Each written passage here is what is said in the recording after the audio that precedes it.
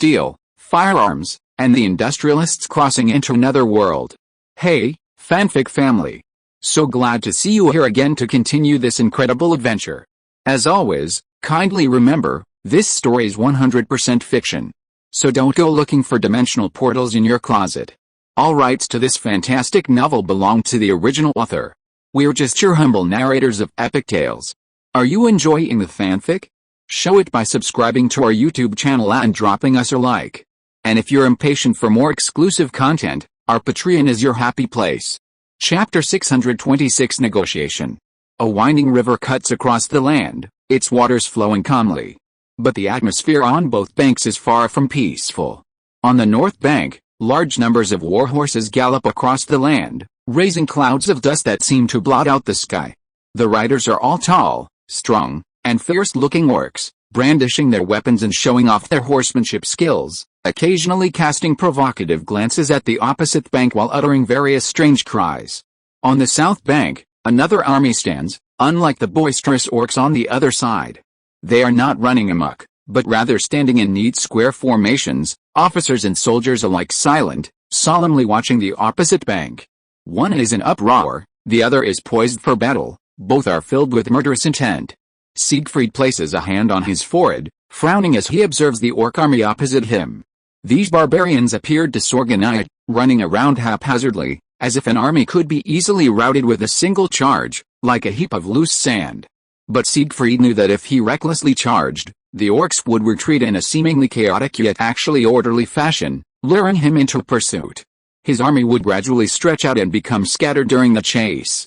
Sometimes, to create this situation, the orcs would deliberately leave behind valuables to lure enemy soldiers into looting.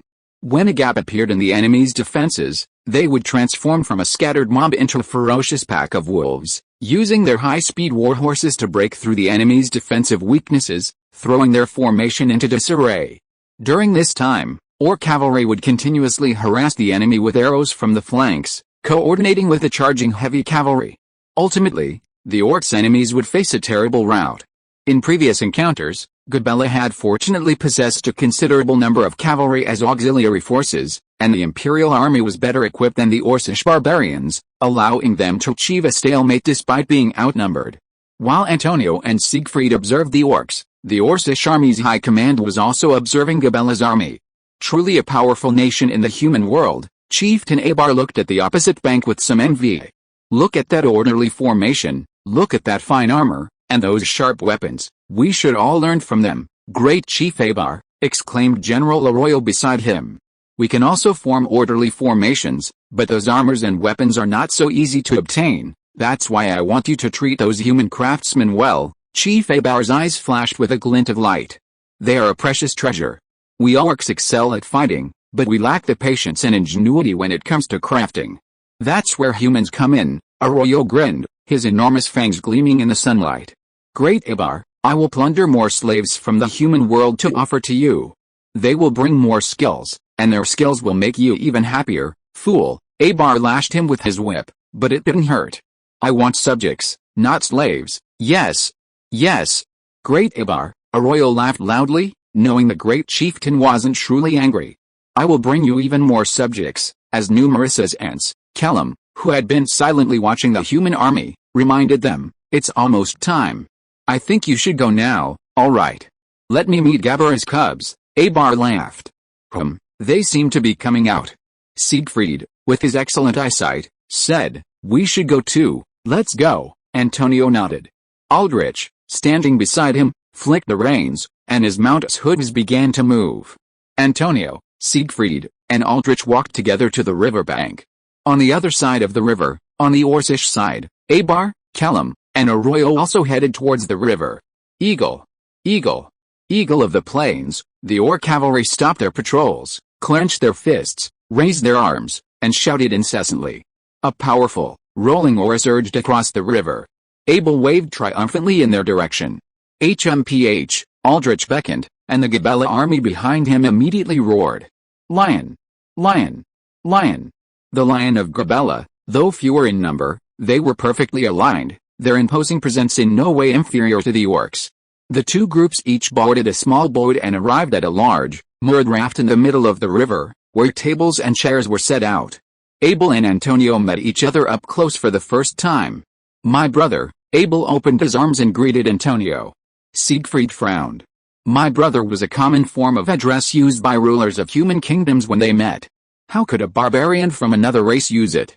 "Honorable Chieftain Abel." Antonio did not hesitate and stepped forward to embrace Abel, but he did not address him as "my brother." Callum and Arroyo, standing beside Abel, both showed expressions of anger. These self-important humans considered orcs inferior to them from the bottom of their hearts. The two men sat down across the table in the middle of the raft. Although they had fought fiercely on the battlefield yesterday, today they seemed to be discussing a business deal. Antonio smiled, but his brow furrowed. "I must admit, Chief Abar, I've always thought it impolite of you to enter someone's home without an invitation." "Oh, don't misunderstand, Your Highness," Abar said earnestly. "Actually, I just brought my people to see if there's anything you can help with. The situation in Gabella seems a bit unstable. Especially regarding you." "I think you're joking, Great Chief," Aldrich, standing behind Antonio, said. "Right now, His Highness is the only legitimate heir in Gabella. Regardless of what some people are thinking, he has only one option in action." All right. Let's be frank. Your Highness Antonio, what practical matters should we discuss? The Neridan corridor. Antonio looked at Abar and said directly, "If you withdraw your troops here, that great valley is yours." Abar's heart raced. "HMPH. Neridan is in Aldo's hands. I have a way to get your army there." "Of course, the rest is up to you," Antonio said. "You have a way? What makes you think you can?" Abel was somewhat skeptical. "I know what you've been doing with the dwarves," Antonio smiled. Abel was taken aback. Chapter 627 Negotiation 2. Chieftain Abar, Callum, and Arroyo frowned. How did the humans know? Abar quickly relaxed, not wanting to show the slightest sign of being intimidated by the human boy before him. "Interesting, Prince Antonio, how did you know about our dealings with the dwarves?" "Haha," Antonio chuckled nonchalantly. "Our work in Neridan is far more extensive than you imagine, including the nearby mountains." Of course, he wouldn't reveal the truth. The dwarven prince, eager to reclaim his inheritance, hadn't merely sought out orcs. Rather, the orcs were one of his bargaining chips with other powers. Since you already know this, you must also know that once our cooperation with the dwarves is established, we can enter and exit the Neridan corridor through the valleys of the Loki Mountains. Why would we need your help? Abar didn't want to admit he needed human assistance. "Your Excellency, High Chieftain," Antonio said with a smile, "perhaps you are accustomed to riding across the vast plains, but you wouldn't think that traversing a massive mountain range is as easy as running across the plains, would you? Yes, if the dwarves are willing to cooperate with you, you can indeed send your army through their territory. I know you have experience with this. When the older human settlements begin to approach dwarven territory, the dwarves send a small force of orcs to raid human villages, forcing humans to leave their newly established settlements. Now, you might be able to reach a deeper agreement with one of the dwarven tribes, allowing them to send a larger force, but I am certain that even then, the number of troops that can be sent is far from sufficient for a war. The Neridan corridor is dotted with fortresses that the Aldor have cultivated for centuries. Your army will have to scavenge them one by one, and the necessary supplies will have to be transported through the dwarves' winding, undulating valleys. It's not exactly towering mountains, but it's not as easy as you might imagine." Abel narrowed his eyes. What the human boy said certainly needed careful consideration. At this point, if you had two directions to choose from, Antonio pointed two fingers at each other. The situation would be much better. "The other direction, you mean the eastern exit of the Neridan corridor?" Abel laughed heartily. "The eastern exit, Wadger's fortress," Antonio nodded. "Do you agree to this deal?" Abel simply looked at him, a faint glint in his eyes, but didn't answer. Antonio didn't continue either. "In negotiations, if you say too much, the other party might think you're desperately pleading. How about this? Let's each go back and consider it for a while." Abel spoke first, offering his suggestion. "Oh, of course, you can certainly consider my proposal carefully." Antonio agreed to his request. "Father, you absolutely mustn't agree to the Gabera." When Abel returned to his tent and recounted the meeting to his men, his son, Aguirre, impatiently stood up to object. "Antonio's position isn't secure yet. The lords in various regions have many doubts about the legitimacy of his succession to the empire. If we exploit this, we can tear a large chunk of flesh from Gabella. If we let him go back and consolidate the power of the entire empire, it will be a huge problem for us, but as you've seen, Antonio's army is no pushover. Of course, your warriors are undoubtedly the bravest, but if our gains don't match our sacrifices, we need to think carefully. Abar looked at Colum. My fledgling, what's your opinion? Colum shrugged. According to the information I've gathered, the northwest coast of Alder is now a land of gold. And the Naradan corridor is the only way for merchants from the steppes to reach the northwest coast, so I desperately want to control this vital route. Colum's description of a land of gold made everyone in the tent's eyes light up. Great chieftain, Colum suggested, if that human brat can truly help us seize the Naradan corridor, perhaps we should let him go this time. If he's deceiving us, he can't stabilize the entire Gabella Empire overnight, while our cavalry can immediately besiege his borders again. Actually, I think, Abel said after listening to Colum's words, if we can supply enough troops and supplies with just the Dwarven territory, then we should march south into the Naradan corridor ourselves. That way, when we attack Gabella again, we won't have to worry about what kind of agreement we reach this time. Colum reminded him, Great chieftain, our warriors are precious.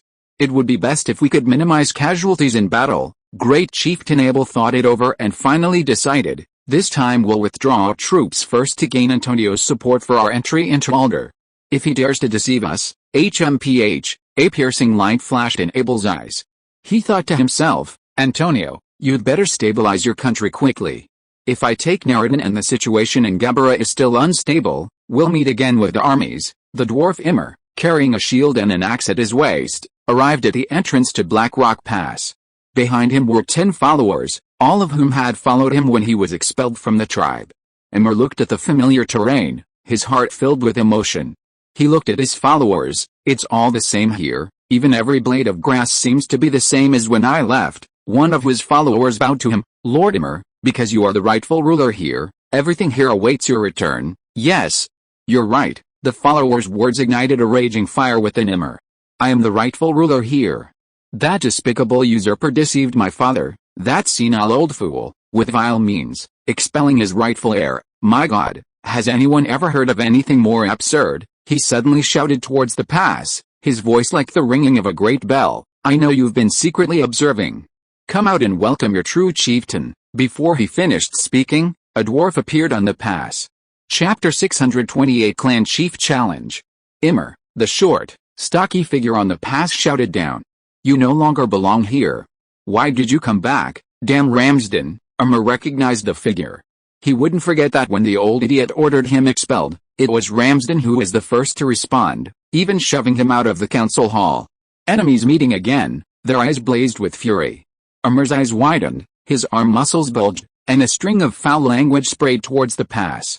Hammer above, Ramsden, I should have used a thorny stick to clean your asshole long ago. Oh, I know, you have too much shit in your belly, it's even polluted your brain.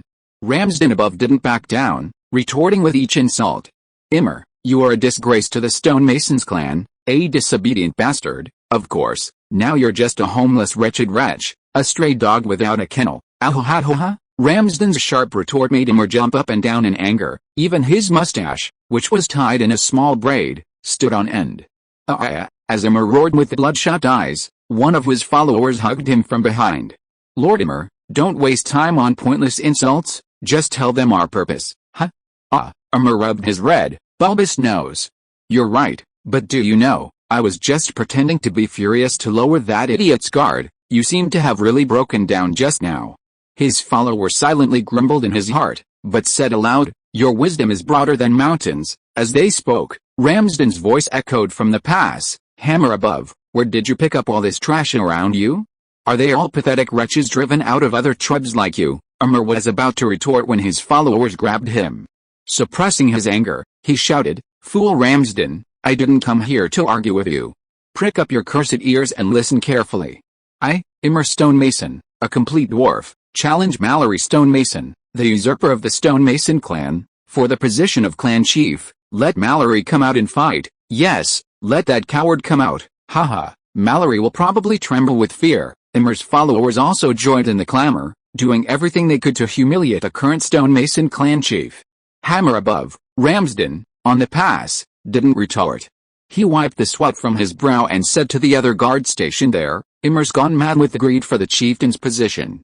Who does he think he is? There are two ways for dwarves to pass on the chieftainship. The first is direct inheritance by the chieftain's child, and the second is for someone to challenge the current chieftain and seize the position. However, the second method has a very low success rate because it's unfair. The challenger can only challenge alone, while the chieftain can continuously appoint 10 loyal warriors to fight in his place. There are indeed cases in dwarven history where the chieftain has won the position through challenges, but without exception, the situation is always the same. No one, or very few, will accept the chieftain's order to fight in his place. Yes, this order can be refused.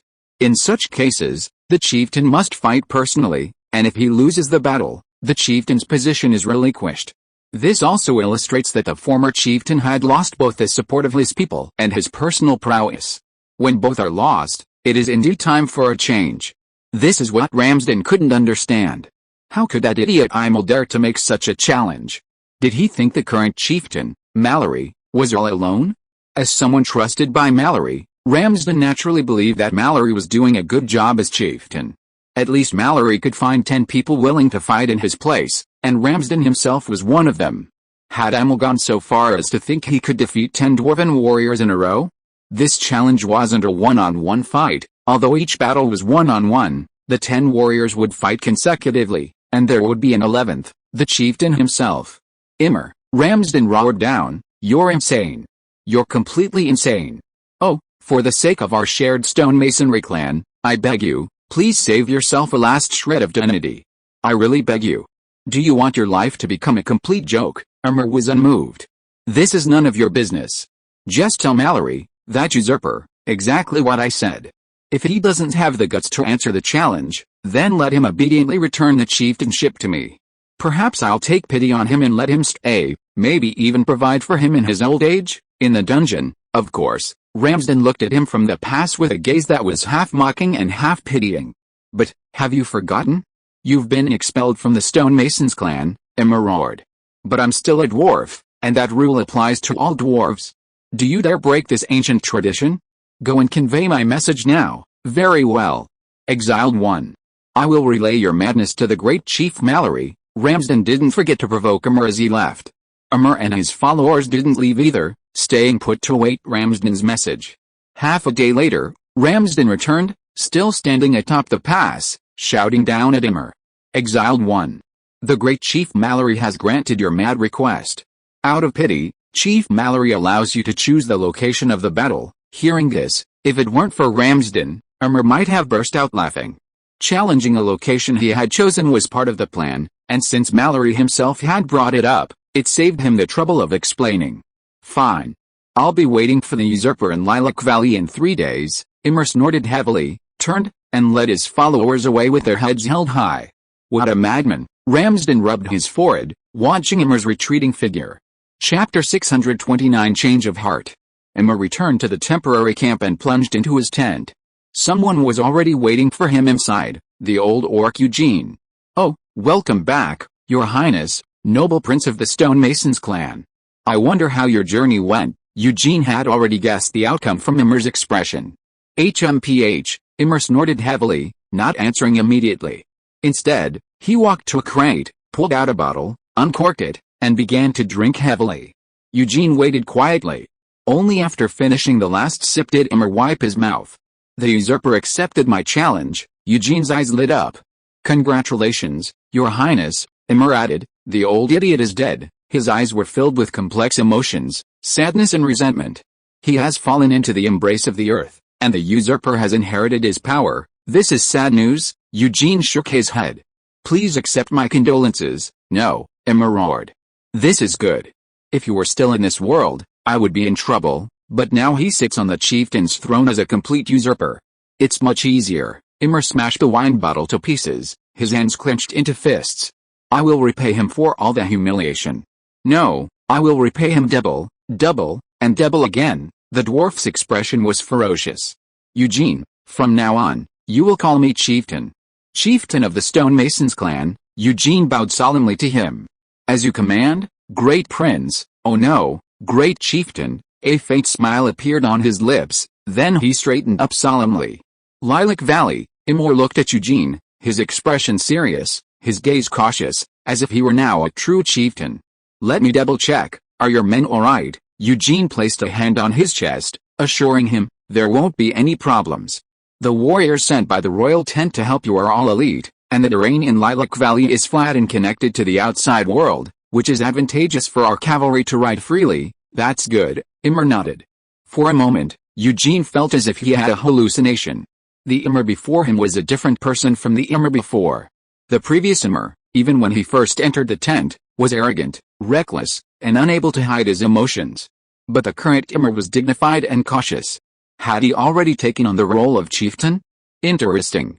"Eugene, go and rest. There are many things I need to think about." Eugene bowed to him. "Yes, Chieftain Immer." The old orc walked out of the tent, and an orc guard approached him. "What is it, Lord Eugene?" "The great chieftain has a letter for you." The guard took out an envelope. Eugene knew that great Abar was leading his army against the Gabarans, and this letter must be informing him of the latest military intelligence. Eugene opened the envelope and took out the paper inside. The envelope and paper were human, and the writing on them was also human, specifically the older script. Great Chieftain Abar had issued a strict order that the high command of the royal tent must be able to read and write human script. Of course, he also instructed the orc shamans and the humans he had recruited to cooperate in creating their own orc script. Eugene carefully read the letter from the great chieftain, and finally frowned slightly. Eugene knew about the negotiations between Abar and the Gabarans, but he was not entirely satisfied with the results. The orc army's southern expedition seemed to have yielded only a few small human city-states and some wealth. Far from Eugene's envisioned goal of seizing a large piece of land from the Gabella Empire. Would the Gabaran assist the orcs in acquiring the Naridan corridor? But in Eugene's view, only tangible benefits mattered. Who knew if this was just a temporary measure by the Gabarans, like an empty promise in human society? But what was done, and Eugene's resentment was useless. The old orc pondered for a long time, then turned his gaze to Immer's tent. "Great chieftain of the stonemason clan, perhaps I should get my revenge on you." 2 days passed, and in one more day, it would be the agreed-upon day of the challenge. Immer gripped his axe tightly and slammed it down on the humanoid stake in front of him. The sharp blade embedded itself deeply into the stake, and several other stakes lay nearby, already badly broken. For the past 2 days, Immer and his followers had been training relentlessly. Although they had received help from the orcs, he preferred to kill his enemies with his own hands. "My lord," Eugene quietly appeared beside him. "What is it? Can't you see I'm training hard? Tomorrow is the challenge. I have a small matter to discuss with you." Immer frowned. This old orc certainly knew how to pick his time. Of all times, he had to come and bother him now. He wiped the sweat from his brow and followed Eugene into his tent. "Why here? Can't we go outside?" Immer grumbled in dissatisfaction. "In fact, what I need to discuss with you might disappoint you." Disappointment, a bad feeling rose in Immer's heart. Ahem, Eugene feigned difficulty. "The warriors of the royal tent may not be able to help you." The old orc's words were like a thunderclap in a clear sky. Immer was completely stunned. Eugene. You, what did you say?" He wondered if his ears were broken. "I mean, the soldiers of the royal tent may not be able to help you," the old orc confirmed again with a slightly regretful tone. "Oh no," Immer first roared angrily, but his voice suddenly became soft. "Eugene, my friend," the imposing chieftain of the stonemason clan had vanished, replaced by the exiled wanderer. "We had an agreement." You can't do this." "Yes, we had an agreement. I'm very sorry. But our agreement was based on the condition that the stonemason clan's territory could provide assistance to the royal army." Eugene shook his head sadly, sorrowfully, and regretfully. "That's right," Immer raised his voice slightly. "If I become chieftain, I will allow the orc army to pass through my territory, not in small groups as before, but a complete army." Listen to that, how tempting. Imagine how interesting the expressions on the faces of the humans will be when they find a powerful orc army suddenly appearing in their territory. Eugene smiled, giving him a glimmer of hope. "Haha, my friend, I knew you were joking." "Oh no, my friend," Eugene shattered his hope once again. "The situation has changed.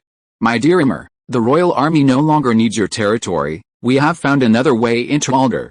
The route is smoother, faster, more efficient, and can accommodate more armies." Chapter 630 Surrender. "This is impossible," the dwarf Immer roared. Could it be another dwarven clan? No, absolutely not. How could those stone brains allow you orcs to pass through their territory? Imr's face was filled with disbelief. Oh, I can tell you something, it's not another dwarven clan, you can rest assured. They're quite more principled than you when it comes to upholding tradition. Well, you could say they're pedantic. The old orc Eugene's words seemed to be mocking someone. Then you're lying. There's no other way for orcs to enter or leave the Alder's territory except through dwarven territory. Imr's eyes turned red. Ho ha ho ha, Eugene laughed loudly. If that's the case, then where do all the goods from the Alder on the plains come from? And how do the specialties from the plains within the Alder reach? Human caravans, or caravans, how do they enter each other's lands? Immer, you don't think they fly there, do you? Immer's eyes widened, his face filled with shock. You mean? Through Watcher's fortress? You're insane. That fortress is incredibly strong, and the Alder army stationed there is exceptionally well trained. If you try to storm it, you'll be utterly defeated. Eugene stroked his beard, narrowed his eyes, and said, HMPH, that's none of your concern, Lord Immer. In truth, he was also wondering whether the Gabarin's assurances were reliable. Well then, former prince of the Stonemasons clan, let's part ways here. The warriors of the royal tent will accompany me. With that, Eugene turned and lifted the tent flap to leave. Wait, a deep but clear voice stopped Eugene from leaving. Eugene smiled with his back to Immer, but quickly suppressed it. He slowly turned around and looked at the dwarf he had abandoned. Is there anything else, Lord Immer? Because of the dim light, Immer's eye sockets were dark, obscuring his gaze. The dwarf didn't immediately answer Eugene. The dwarf's body trembled, veins bulging on his bare, muscular arms. Eugene grew worried. Had he provoked him too much? Dwarves, though short, were a race renowned for their immense strength, like orcs. Undoubtedly, Immer was a strong dwarf, even among dwarves, while Eugene, though once strong, was now declining. What if this simple-minded fellow charged recklessly? Cold sweat beaded on Eugene's forehead. Just as he was about to shout for his guards, the dwarf opposite him flashed an unpleasant smile. Oh, my friend, his tone was extremely tactful. Why can't we talk some more, my friend? Immer looked up, and Eugene saw into his eyes. There, he found flattery, obsequiousness, worry, and fear, but no hatred. Eugene knew he had succeeded, the weight on his heart finally lifted. He hadn't intended to abandon Immer's help, but merely to force the dwarf to make greater concessions to the orcs.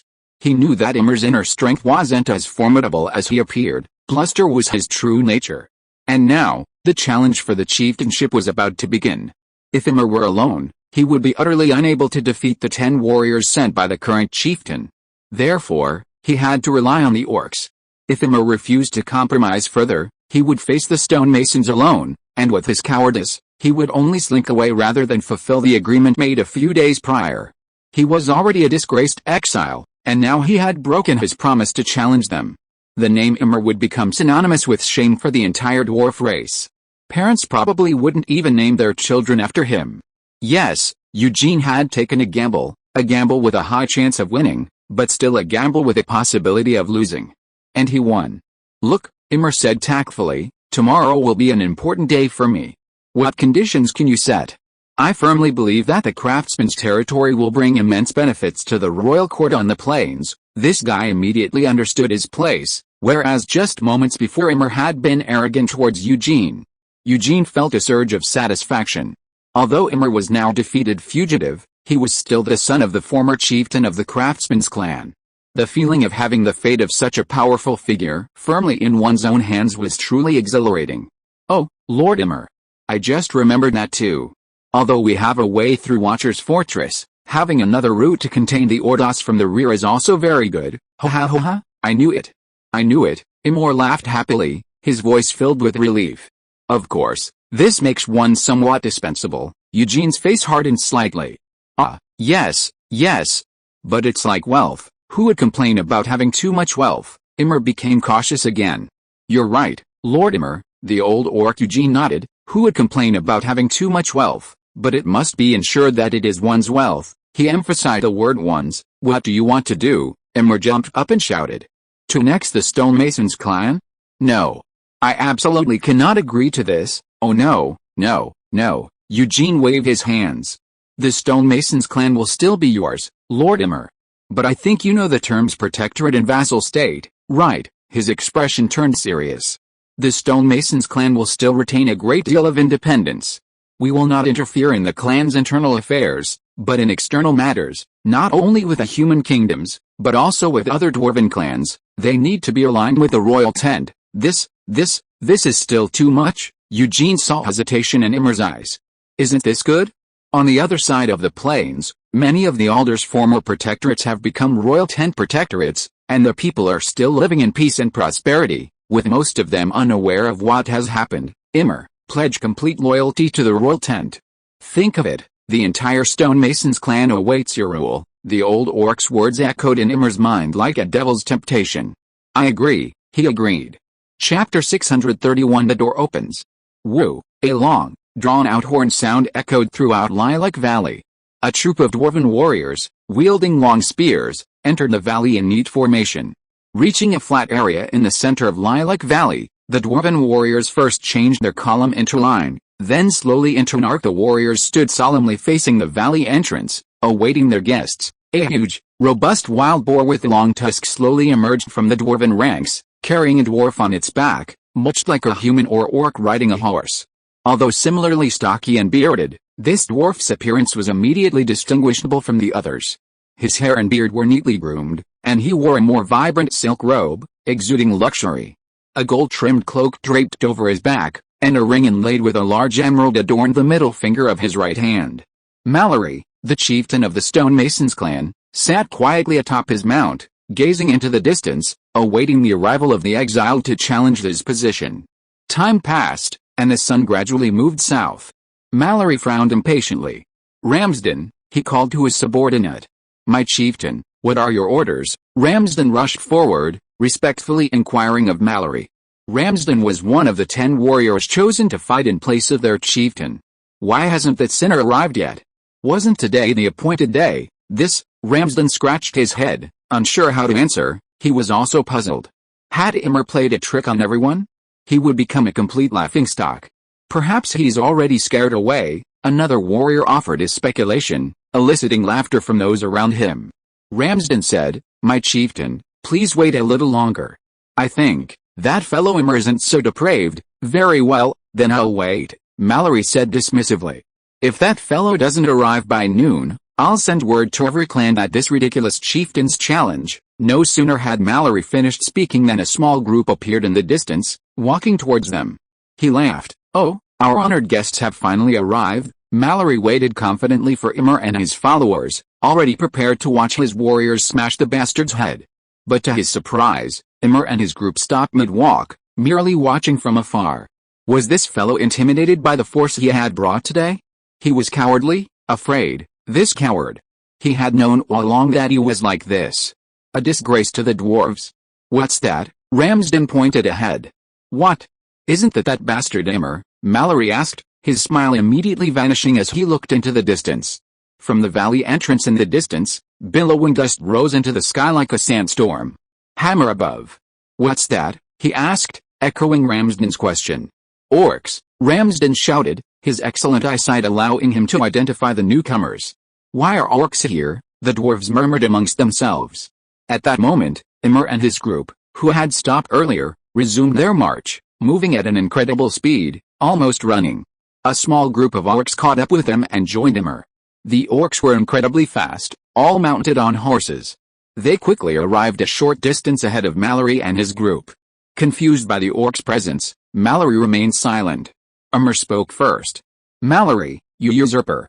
You bastard, I'm here today to reclaim the glory you stole in everything that belongs to me. Immer, Ramsden shouted back. You should explain why so many orcs are here. Anyone with half a brain could see that the orcs' presence was related to Immer. Them? Ho-ha, Immer roared with laughter. They're all my friends, here to help me reclaim my chieftainship, you bastard. Everyone on Mallory's side guessed what Immer was up to and erupted in angry curses. Ramsden shouted angrily, you dare to destroy sacred traditions and shamelessly seek the help of outsiders. Oh, poor Ramsden. I can see the panic in your eyes. Keep up the act, Immer laughed, his eyes bloodshot. I love seeing you like this, it will add many memorable anecdotes to my future. Ramsden's veins bulged with rage. Aren't you afraid of being despised by the entire dwarf race? Ha! Immer roared. I've already become the laughingstock of the dwarf race, what more do I care? Besides, none of you will escape today. With Immer's words, orc cavalry surged forward, flanking the few remaining dwarves and surrounding them. The dwarves hastily formed a circle, their spears pointing diagonally at the orc cavalry from all sides. At this moment, Chieftain Mallory recognized the orc beside Immer. Eugene, my friend, he called to the old orc, why are the Sons of the Steppes meddling in the internal strife of the Sons of the Mountains? He had been recognized after all, and Eugene had no choice but to pull down the hood of his cloak. As a frequent messenger of the royal tent, he was quite familiar with the chieftain of the stonemasons clan, and this occasion made him feel somewhat awkward. My friend, Mallory, please allow me to address you this one last time. His face was filled with helplessness. I regret to inform you that Immer's offer is far too high. What did he promise you? Tell me, perhaps I can offer you more. Mallory's voice was full of sincerity. Chieftain, Ramsden sounded anxious. Mallory glared at him. Just a temporary measure, you don't need to hear it, Eugene replied. I know you. What Immer can give me, you cannot. The old orc thought to himself, even if you did, it would only be a stopgap measure, and you are far more difficult to control than Immer. Mallory ultimately succumbed to despair. All right, my friend Eugene, Immer said impatiently, let's get rid of these traitors quickly. Eugene waved his hand. Attack! The orc cavalry surrounding the dwarves spurred their horses. Warriors of the stonemasons clan, prepare to meet the enemy, Ramsden roared, and all the dwarves wore resolute expressions. They understood that they were doomed. Their only hope was to leave their honor behind. First came a dense volley of arrows, then the thunderous roar of hoofs. The battle lasted for over half an hour. When the last dwarf warrior fell, Eugene and Immer came to their side. Immer found Mallory and Ramsden, their bodies covered in terrible wounds, lifeless. He took the large ring from Mallory's hand, carefully placed it on his own, and let out a long sigh of relief. You have finally returned to your true master's hands, he seemed to be speaking to the ring. Are you sure this ring is enough? The old orc asked. I'm sure, Eugene said gravely, looking at the mess on the ground. There are still people breathing. Perhaps they can be saved, Immer resolutely replied. What's the point of keeping them alive? To tell everyone that I won the challenge with the help of outsiders. Very well, Eugene sighed inwardly. He still respected these warriors who fought to the last moment. He waved to the cavalry and ordered, give them a quick death. The old orc looked towards the southern mountains, as if he could already see the world beyond them. That rich, civilized, beautiful world, free from the black and white calamities. The first gate has finally opened. Chapter 632 Military Drafts 1. Next month, I'm going back to Northwest Bay, Paul said to Catherine and the others, wrestling with his steak on his plate with his knife and fork. He was currently dining with his fiancée. Since their engagement was announced, they had been seeing each other more often, sometimes eating together, sometimes taking walks, which could be considered a way of nurturing their relationship. Gradually, they had become more familiar with each other, unlike when they first met, though there was still a thin veil between them. Next month? So soon? Catherine looked up, slightly surprised. Really? Paul, I'll go back with you. Eileen was quite excited. She really missed the days in Northwest Bay, where there were no complicated formalities and annoying social interactions at Crystal Brilliance. Nonsense, Catherine gave her sister a reproachful look. What's wrong with that, sister? Eileen pleaded with Catherine. Why don't you come too? Catherine glanced at Paul and noticed a hint of expectation in his eyes as well. I still have some things to attend to here at Jingayo. What else do you have to do at Jingayo? Eileen asked, somewhat displeased. She wasn't completely ignorant, wasn't it because Gerd had arranged for her sister to marry into the Northwest Bay to keep her out of trouble? It's about the military, Catherine said softly. Father in heaven, Eileen rubbed her forehead, saying helplessly, you're still meddling in these things? Doesn't His Majesty mind? Ahem, Catherine said solemnly, since our king hasn't made any clear new arrangements, I must continue with my previous work. Paul nodded approvingly. In your position, you must fulfill your duties. Very good, Catherine glanced at her fiancé. Paul always managed to utter concise and to-the-point statements, and whenever he did, her impression of him improved. Gals is building up its strength, and we can't fall behind. The establishment of the factory has greatly improved our finances, so the long-delayed army building plan should be implemented as soon as possible, At this point, Catherine complained with some distress, but what we can accomplish now is still far from our envisioned goals. His Majesty means to invest most of the resources in the construction of the special economic zone first, and only allocate a small portion to the army. Paul wiped his mouth with a napkin. Ultimately, it's still a matter of money. Catherine nodded. Yes. Seeing his fiancée's troubled expression, Paul said, I do have some immature ideas about this. Catherine looked at him. Tell me about them. Paul smiled. They haven't been carefully considered, and may even be unfeasible in the end. Catherine said, that's all right. Perhaps we can develop immature ideas into mature ones. All right. Paul nodded. Then I'll speak. Catherine, Eileen, first I want to ask a question. In your understanding, what is the essence of money? The essence of money. The two princesses exchanged a glance, both seeing the confusion on each other's faces. It was indeed a strange question. Eileen said, money is money. Then let me ask you, Paul continued, why do people like money so much? In our world, money is just some metal.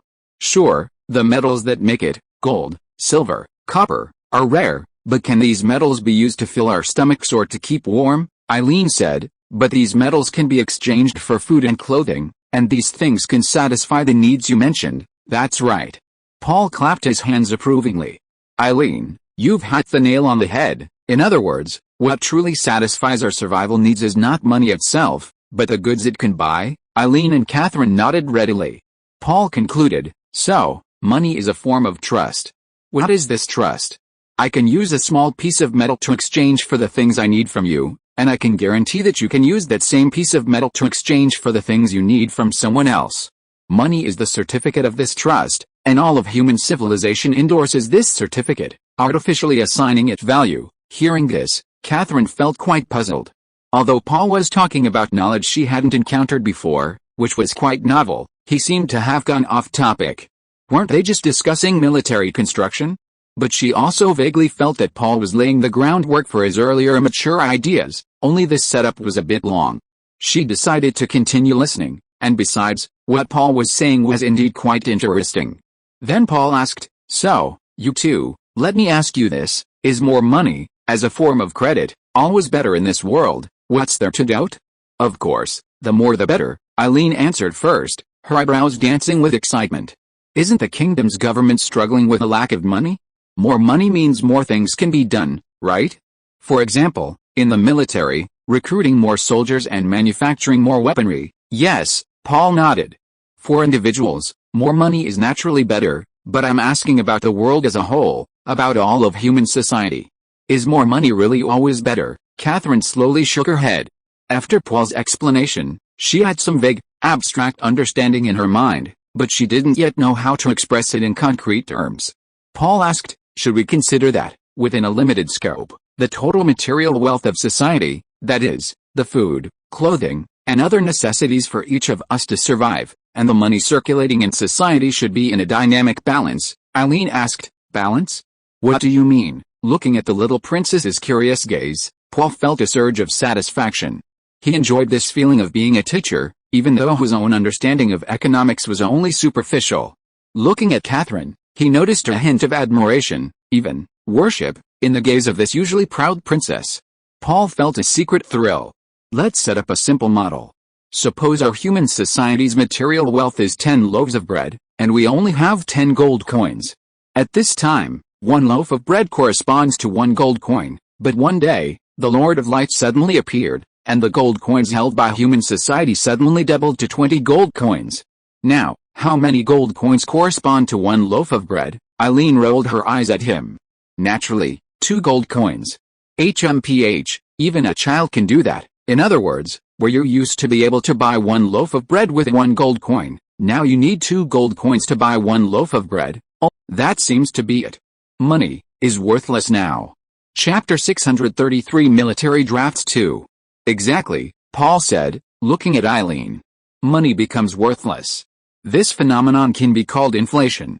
The word currency refers to the money used as a medium of exchange in socio-economic activities.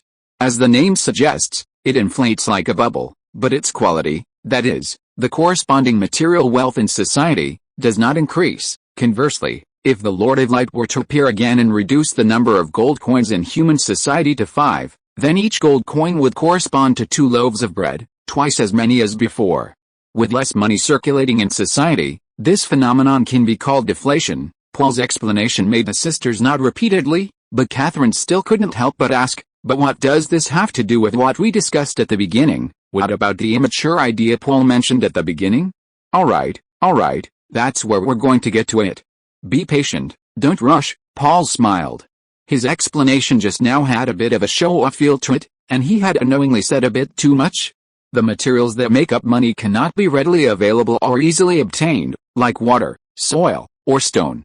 Otherwise, everyone could effortlessly create a certificate of credit, and the inflation I just mentioned would immediately occur. But precious metals like gold, silver, and copper are difficult to refine and scarce, yet not so scarce that everyone rarely sees them.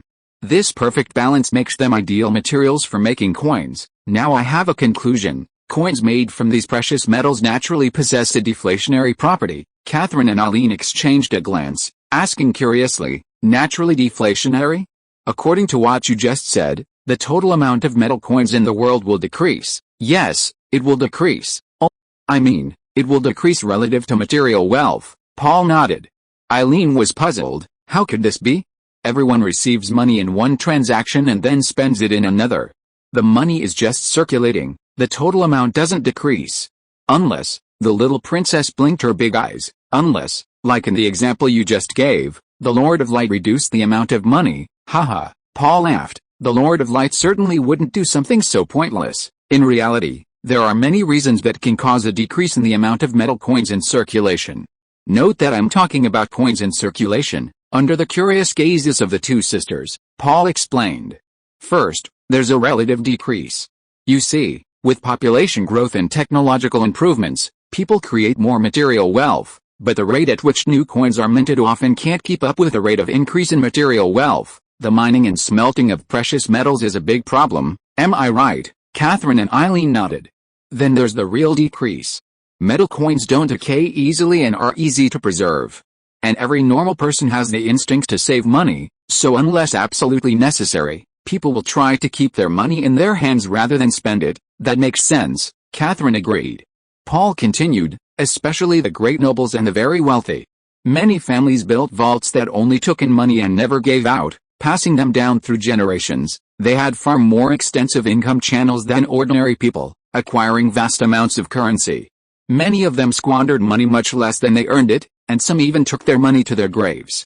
This led to an ever-increasing number of stored coins, while fewer and fewer circulated in the market. Thus, deflation, or a money shortage, occurred. And there's another problem. We know that gold and silver coins aren't pure gold and pure silver, they always contain some other metals. And the purity of coins varies from country to country and from period to period, resulting in good and bad coins. People tend to keep the good coins and spend the bad ones, ultimately leading to a market filled with inferior currency, the so-called Gresham's Law. So, Paul paused. Eileen immediately gave a knowing look and said first, from an overall perspective, the kingdom's government is destined to collect less and less currency, and there will always be not enough money. Catherine, however, had already been deep in thought, her brows furrowed. That's right, Paul nodded, unless there is a major social upheaval that forces the owners of the money, whether voluntarily or involuntarily, to bring their hidden money back into circulation, this situation cannot be alleviated. The two princesses looked grim. How much upheaval would that be? If that happened, it would be hard to say whether the kingdom of Waldo would still be under the Rodney's name. Paul said, alright, I've said a bit too much. But as Eileen just said, the kingdom's government will definitely lack money, but it will lack those metal coins. If we ignore those shiny, loose metals and only look at the material wealth that can satisfy people's needs for food, clothing, shelter, and so on, does the kingdom's government lack these kinds of wealth? Catherine thought for a moment and shook her head. Paul said, yes, the royal government is not lacking in wealth at all. The royal family directly rules over the vastest and most fertile land in Alder, whose output is countless. In theory, they are the richest in the country, but due to the contractionary nature of metal currency, they may never be able to exchange it for enough money. What you mean is, Eileen asked, that the royal family pays soldiers with goods of equivalent value, such as grain or cloth, instead of money. Yes, that's one method, Paul nodded. There have been many similar methods in history, such as using salt as military pay, But these are all temporary expedients and certainly cannot last. Paying soldiers money directly using the primitive method of distributing supplies would mean a lot of trouble. If the soldiers' garrison is near an orchard owned by the royal family, we can pick a bunch of apples from the orchard as their pay. This bunch of apples is equivalent to the soldiers' pay in monetary terms. Theoretically, we are not owing the soldiers anything, and it's very convenient, but soldiers need to eat and drink, wear clothes, and even support their families. A pile of apples can't do all that. He'll have to take them to the market to sell for money. Will he be able to sell them all? Most of the apples will just rot. And imagine the whole camp of soldiers selling apples together after they get paid. How ridiculous. The soldiers still have to march and fight. Are they going to march and fight with their possessions? A pile of apples. Haha. Eileen was amused by Paul's description. If you are listening to this novel on a channel other than Fanfic World, it means it was downloaded and re-uploaded without effort. We warmly invite you to visit our channel, Fanfic World. There you will find the original version of this story and many other novels of various genres. We look forward to seeing you dive into a world of incredible novels. Chapter 634 Military Draft 3.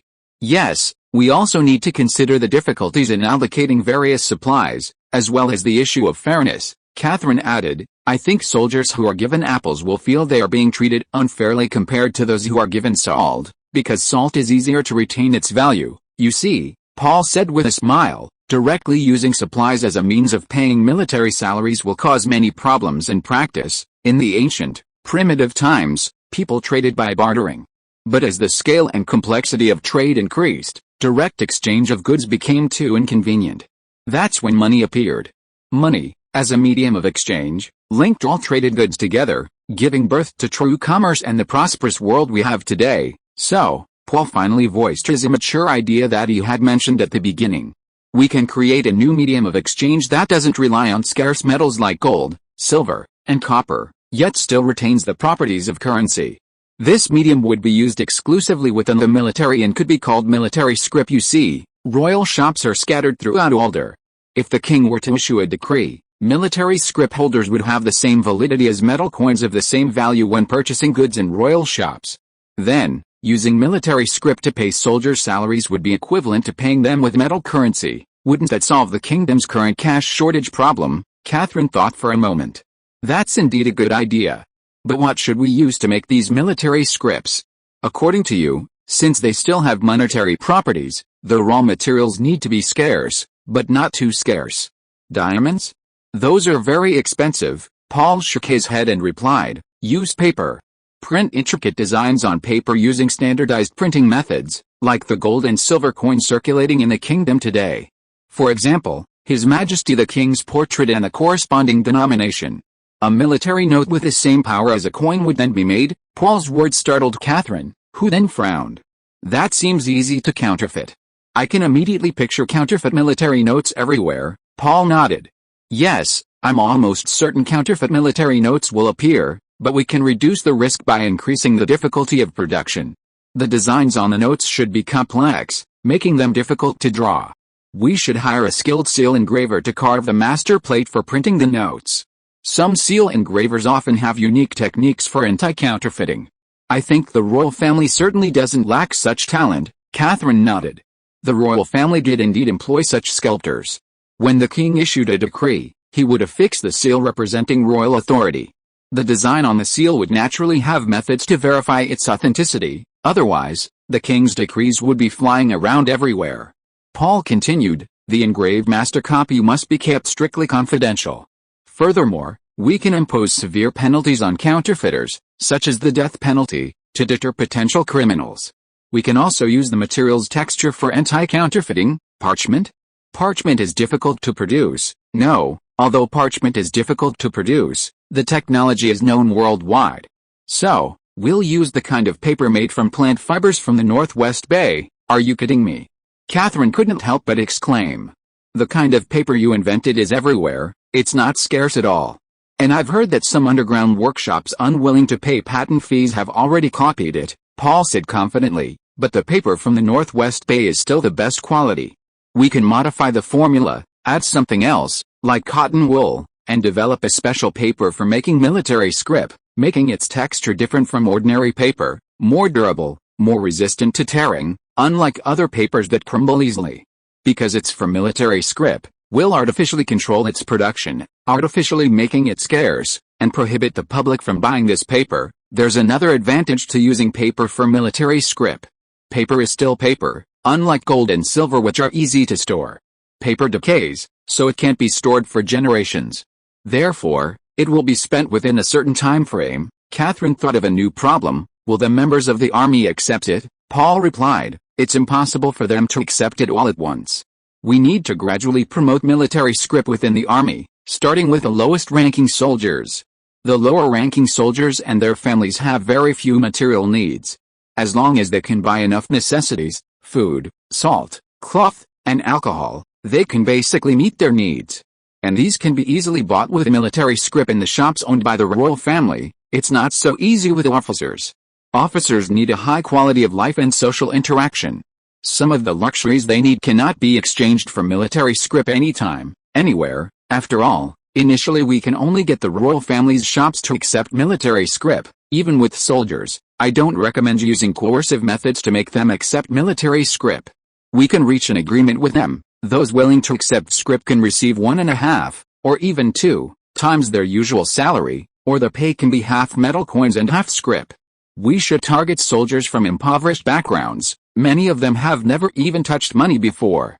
For them, as long as they can buy the necessary supplies, it doesn't matter whether the money is made of paper or metal, as long as the royal shops can supply enough to meet the demand for various necessities purchased with scrip. It can establish strong credibility among the lower-ranking soldiers. Once credibility is established, the acceptance of scrip will increase, gradually spreading to the officer rank. As Paul spoke eloquently, Catherine nodded repeatedly. She even felt that Paul's ideas were quite mature. Furthermore, military scrip cannot completely replace currency in the initial stages. Therefore, I suggest that the kingdom government prepare funds so that soldiers and their families can exchange military scrip for equivalent currency when they have special needs and must use it. Please note that all of the above is based on a sufficient supply of materials. If soldiers cannot exchange military scrip for the materials they need, all promises are meaningless. Eileen suddenly became cheerful and eagerly suggested, in that case, why limit the use of military scrip to the army? Why not promote it throughout society? Chapter 635 Military Drafts 4. Paul chuckled at Eileen's suggestion. He waved his hand and said, theoretically, it's entirely feasible, but at this stage, it's completely impractical. Eileen, unconvinced, pouted and asked, why? Paul shrugged and explained, didn't I just say that the amount of money and material wealth in society must maintain a dynamic balance? Too much money and too little goods leads to inflation, and too little money and too much goods leads to deflation. I think humanity currently lacks the ability to rationally quantify the total wealth of society, so it's impossible to determine how much paper money should be printed each year. We could easily ruin the credibility of the royal government. Moreover, public acceptance is a major problem. If we rashly claim that a pile of paper has the same effect as real gold and silver, everyone will just think the royal government is robbing us. Therefore, we can only test it in places like the military where there is a high degree of obedience, and on a small scale, so that any problems are easy to control and repair. Okay, Eileen said dejectedly, it seems we can't rush it. I wonder if I'll ever see the day when everyone on the streets uses paper money. Ahem, Paul. Catherine looked at her fiancé, her gaze softer than ever before. You should propose this idea to His Majesty the King as soon as possible. Considering the above, I believe this convenient method can effectively solve the kingdom's government's predicament of insufficient military funds and is worth a try. At a royal council convened by King Radizvai, Paul spoke eloquently, detailing his idea for military scrip. After discussing it with the two princesses that day, at Catherine's urging, Paul immediately approached the king to reintroduce his still-developing idea. King Radizvai listened attentively to Paul's explanation and was very interested in his idea. He returned home and pondered it alone for a day, increasingly convinced that using paper military scrip to replace military pay was indeed feasible. Having approved of this idea, King Radizvai eagerly convened a royal council. After Paul repeated his statement in front of the ministers, King Radizvai asked, Gentlemen, what do you think? I'll start with my opinion. Earl Gleman's idea is a good remedy, and I think we should give it a try. The ministers reacted differently. Paul's words contained too many novel ideas, general equivalence, inflation, deflation, Some were completely bewildered, some frowned, and others suddenly understood. After a murmur of whispers, Earl Nick Scarlet stood up and echoed, "I agree with your majesty and Earl Gleman's views. We should give it a try. As the kingdom's treasurer, any idea that could reduce the cost of money from him was a good idea." Earl Morin, the intelligence chief, said, "Your majesty, if it's not handled properly, a mutiny by the soldiers would be disastrous." As the head of intelligence, he instinctively guarded against any potential danger. "But we can't abandon a good idea because of a dangerous event that hasn't even happened yet," said Rodney's Villae. "Oh, you're right, your majesty. What I mean is that we should proceed with caution," said Lord Mayor Rupert. "I also think Earl Gleman's idea is worth a try. And from a certain perspective, military scrip is equivalent to binding soldiers to the kingdom's government." Binding, everyone present looked at the Lord Mayor with doubt. Rupert explained. "Think about it, military scrip issued by the kingdom's government is currently only recognized by the kingdom's government. If a soldier mutinies and takes military scrip to Giles's territory, can he buy what he wants there? No, the military scrip is worthless there, and his wealth is essentially void." "That's right." Rupert's words made everyone's eyes light up. Even Paul was surprised. He himself hadn't thought of this. He had initially thought of military scrip simply to solve the problem of insufficient metal currency. The Lord Mayor was truly a cunning old fox. Rodney's Villae was delighted. He had discovered another ingenious use for military scrip. He glanced at the crowd. "Does anyone have any other opinions?" No one raised any further objections. It seemed Rupert's words had won everyone over. "Very well, in that case, Earl Scarlet, your majesty, you shall investigate how many denominations the military scrip should have, what the face value should be, what designs should be printed on it, and what goods it can be exchanged for. I think you should consult with Earl Gleman before he leaves the capital." "Yes, your majesty." The Chancellor of the Exchequer accepted the order. As for who should be in charge of printing the military scrip, they needed to research a new type of paper, and it needed to be mass-produced. So they needed to find a company with expertise in both papermaking and printing. King Rodney's Villae looked at Paul. "If we need to use the military scrip as soon as possible, it seems we have no other choice." Everyone looked at Paul. Now everyone knew that the papermaking and printing technology in the Northwest Bay was the most advanced. The idea of military scrip was proposed by Earl Gleman, making it hard not to suspect that he had ulterior motives. Many people even looked at Paul with mocking eyes. Damn it! Feeling the gazes of everyone, Paul cursed inwardly. He should have let Rodney's Villae speak up at the meeting today, keeping his contribution hidden. "Earl Gleman, I think you should prepare for this. I hope that once Earl Scarlet has finalized a plan, you can print it immediately." Since the king had spoken, wouldn't it be hypocritical to refuse? Paul could only reply, "Since your majesty trusts me so much, I will go back and begin preparations. However, I hope you can recommend a master seal engraver." Rodney's Villae nodded. "I will have him take the plan to you." Paul moved closer to the king, who was sitting right next to him, and whispered in his ear, "Your majesty, I want to confirm something. This is a business transaction, isn't it?" Rodney's Villae frowned and whispered back, "Of course, I certainly won't let you work for nothing, but I hope you'll give me a discount." "Oh, certainly, your majesty. I won't include the research and development costs in the price." Paul was relieved and straightened up. Although he had entrusted the task to Paul, Rodney's Villae still felt uneasy. To exchange real gold and silver for a pile of paper, if it were his former self, he would have thought it was the idea of a madman. Sigh, he hoped that this military scrip would indeed play a significant role as envisioned. Chapter 636 Lionport. Lister stood by the large window of his office, gazing at the bustling scene outside. Many buildings were under construction, some were still laying foundations, others had begun construction, and still others were being decorated. He was currently on a small peninsula extending into the sea from the southern territory of the Bayhorn Alliance, not far from the Alliance's capital, Niceburg, a journey of less than half a day on horseback. After receiving his appointment from Count Paul Gleman of Arda, Lister quickly began to fulfill his duties. In his official capacity, he approached Marcus, the chairman of the Bayhorn Alliance Council, and Joe Foster, a figure of significant influence within the council, requesting the purchase of a small plot of land. This land would serve as a base for merchants from the Northwest Bay, providing supplies and drying goods. Because the Bayhorn Alliance was preoccupied with war, trade had been severely impacted, and merchants from other countries had been affected to varying degrees. Count Gleman's request did not surprise the council. However, they still refused. The Hornbay Alliance was quite wealthy. Even after a year of war with the Hornbay Church, its finances were still not depleted, so the council was not short of money. However, in the current situation, there was one thing the Hornbay Alliance could never have too much of: armor. Lister seized on this weakness, and after repeated negotiations, he, on behalf of Earl Gleman, promised a council a supply of armaments worth approximately 500,000 older silver shields, finally obtaining this small corner called Lion's Horn, covering about 50 acres. There was one imperfection: this small piece of land was alone, with only a 30-year term. After a series of surveys, a group of surveyors had accompanied the mercenaries to Hornbay. The agreement was sent to Earl Paul Gleman, who was still in the royal capital, Crystal Radiance.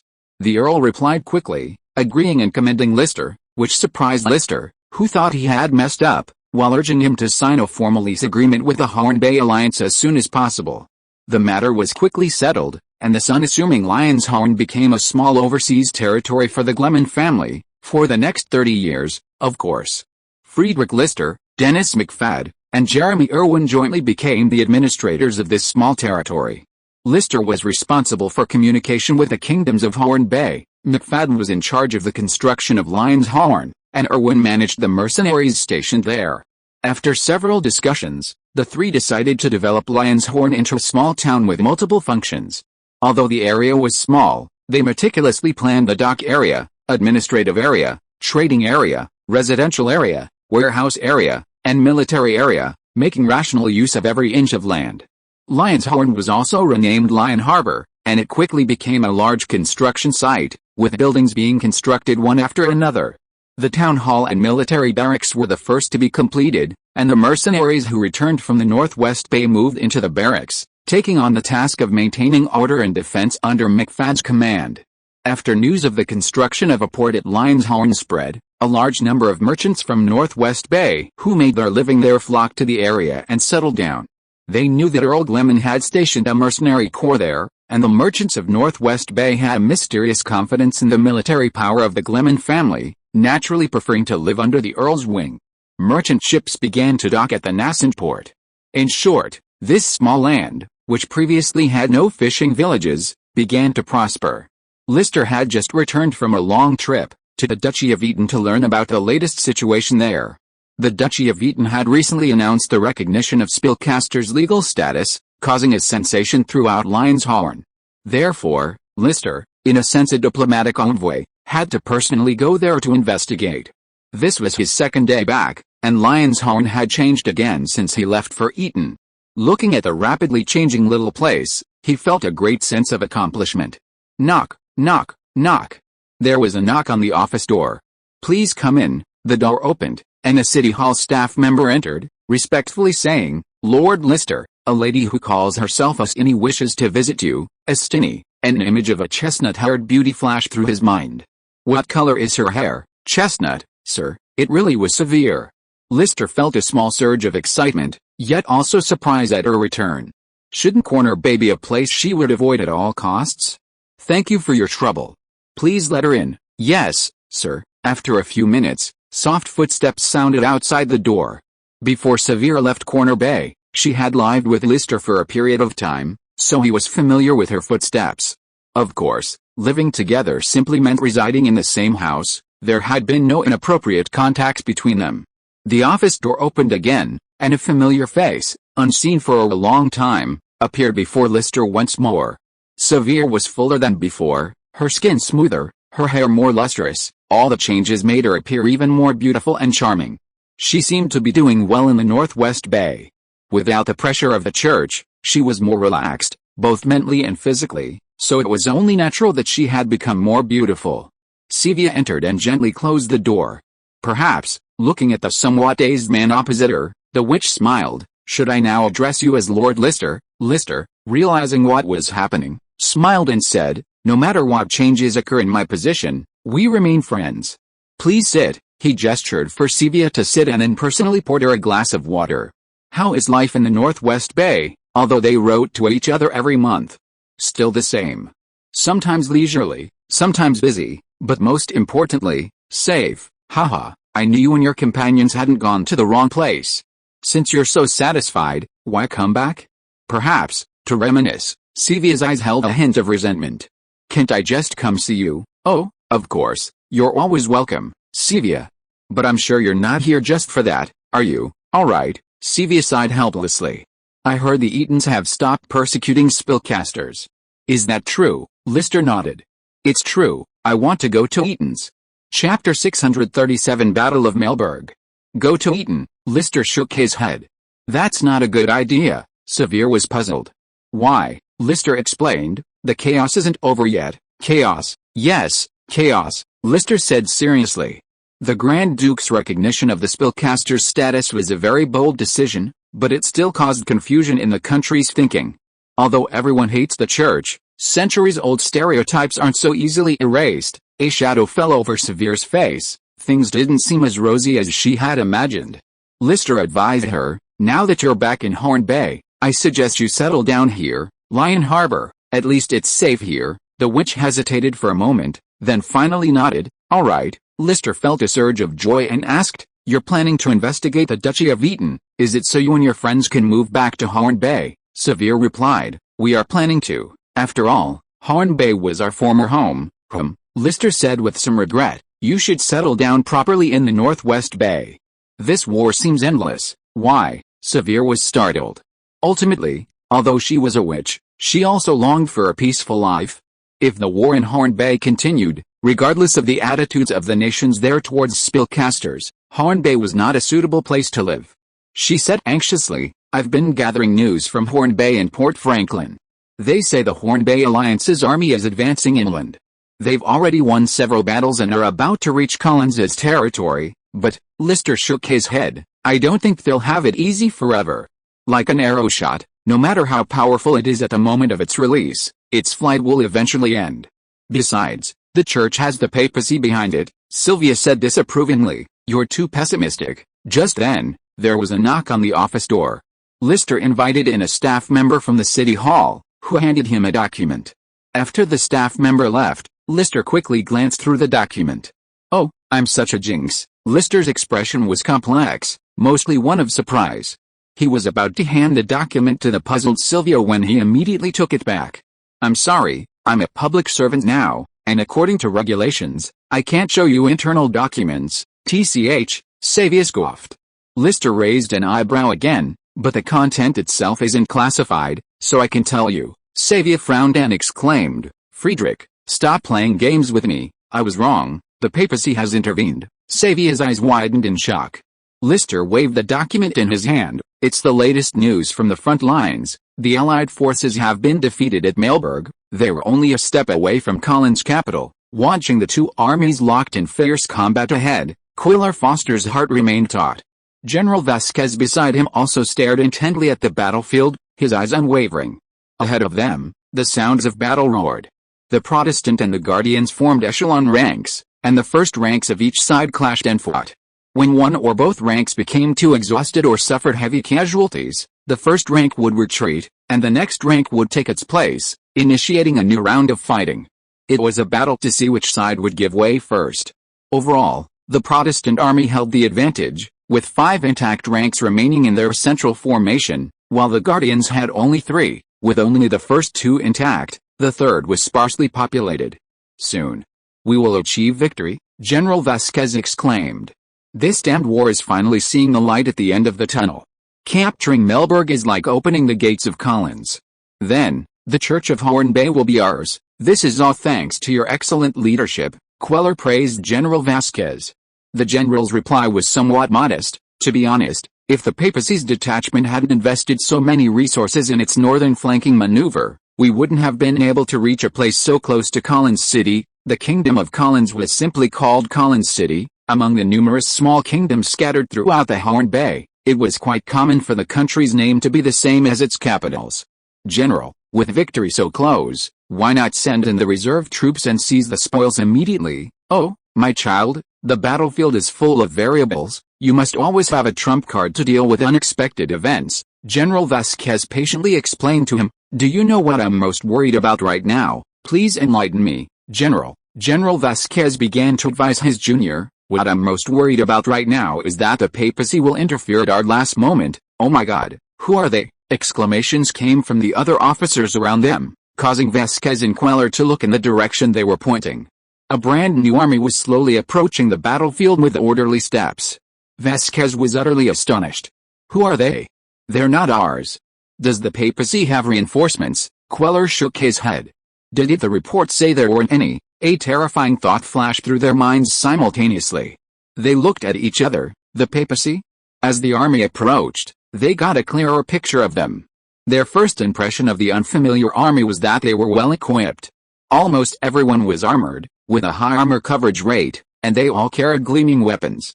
Under the sunlight, the entire formation was practically shimmering gold. "They're coming this way," Queller shouted. "General, give the order. I'll lead the reserves to hold them off." Vasquez looked at the approaching papacy army with a complex expression. Finally, he sighed helplessly and ordered, "Queller Foster, go. Hold them off at all costs. The key to victory is in your hands." "Yes, sir." Queller nodded heavily, spurred his horse, and rode off like a gust of wind. But shadows immediately loomed over the Protestant army. Seeing the enemy army arrive to reinforce them, the troops at the front lines, who were engaged in fierce fighting, panicked. Meanwhile, the morale of the previously crumbling Christian army soared. Chapter 638. News of the Protestant army's defeat at Moorburg swept through Hornby like a whirlwind. They were just one step away from reaching Collins, but they were thwarted, defeated, and forced to retreat, just like the papacy's army that had attacked Eton by flanking through the neutral northern city-states. The papacy's formal intervention in Hornby's defense of the church once again turned the tide of the war, seemingly bringing back the papacy's overwhelming momentum of a year earlier. "The Lord of Light will punish every one of you." At the Hornby Alliance's council meeting, Councillor Simmons, who had been absent for a long time, reappeared. He was a devout follower of the Lord of Light, which was not unusual. Everyone here dared to claim to be a loyal follower of the Lord of Light. However, Councillor Simmons was on the old church's side. "The Father's Majesty is all-encompassing, his army is closing in on us step by step, and sooner or later it will purify this sinful land. Repent, lost sheep, it's not too late, let us return to the Father's merciful embrace." Among the coastal nations, there are still quite a few who support the Corner Bay Church. When the Protestant army was in the lead, their voices were suppressed. Now that the Protestant army is at a disadvantage, they are rising again. Among them are many influential figures who can wield significant power, such as Senator Simmons in the Corner Bay Alliance Council. Shameful words. Horace immediately stood up and vehemently criticized Simmons. "This bastard wants us to surrender to the enemy." Surrender? My God, think of the honor of your names. Would you allow yourselves to do such a shameful thing? Since the founding of the Hornby Alliance, how many wars, big and small, have we fought? When have we ever knelt and surrendered to the enemy? Is it different this time, with the church as the enemy? Has the church voluntarily sided with our enemy? We've only suffered a defeat. The enemy's advance is still far from our land. Gather our troops, recruit new soldiers, acquire all kinds of weaponry. The wealth accumulated by the alliance over hundreds of years will now come in handy. Although spending money is painful, if we can win the war, the expenses will return to our treasury tenfold, 100-fold. Incited by Horace's words, the entire council immediately stirred. "Fight to the end, fight to the death, down with the traitor." Various passionate slogans rang out. "You are stubborn. You are guilty. You cannot receive God's forgiveness." Simmons didn't give up, continuing to shout, but his voice was drowned out by the pro-war slogans. "Die, traitor!" Horace lunged forward and punched Congressman Simmons hard, leaving him with a bloodied face. "Horace, you are a devil from hell sent to bewitch people." Enraged, Simmons was about to retaliate when others grabbed his sleeves. Incited by Horace, those around him joined in, punching and kicking Simmons until he was covered in blood. A commotion broke out in the hall, and the guards responsible for maintaining order rushed in and restrained everyone. The bruised and battered Congressman Simmons was quickly led away from the hall, still shouting various discouraging remarks as he left. "You were too impulsive." Horace, in his office, Speaker Marcus, his face ashen, reprimanded Horace. Marcus hadn't been present when the commotion broke out and hadn't been able to stop it in time. "Speaker," Horace defended himself. "In this situation, Simmons is spreading defeatist rhetoric and undermining our morale. I'm being lenient with him, He should be hanged, or held to the guillotine. Either way, just don't let him waste the Alliance's food and water. Marcus, his face serious, shook his head and said, others are fine, but not the council members. The Horn Bay Alliance is a system of noble co-governance. Every council member is a descendant of the powerful families that founded the Alliance, and this number has remained unchanged over the years. The nobles in the council enjoy various privileges within the country, both economically and politically, making them superior. This includes immunity from the death penalty. No matter how unforgivable a council member's mistake, the worst punishment is being disqualified from the council, with someone from their family lineage filing the vacancy. Of course, if a disqualified council member commits another offense, there's no guarantee of further punishment. The council members throughout the ages faithfully upheld this system, making the political struggles within the Alliance appear less bloody than in other countries. This relatively stable political situation laid the foundation for a favorable business environment, which led to the prosperity of the Horn Bay Alliance for over a century. Just as Speaker Marcus was about to continue criticizing Horus, there was a knock at the door. "Come in." It was Councillor Joe Foster who entered. His first words were, "Thanks to the Lord of Light, according to the latest news, they have temporarily gained a foothold in Gorn." Marcus breathed a sigh of relief. Foster was referring to the frontline troops. The Alliance's army had been suffering repeated defeats for the past few days, with daily reports confirming this. Now, they had finally halted their retreat. But it's only temporary. The guardians of the church may also be taking a break, which is why they haven't continued their pursuit. Foster's next words indicated that the situation remained extremely serious. "Tell them to organize a defense as soon as possible. If Gon is not a good match for them, they can retreat another step and choose a better location, but under no circumstances should the guardians of the church be allowed to enter the Alliance territory. By the way, how is your son?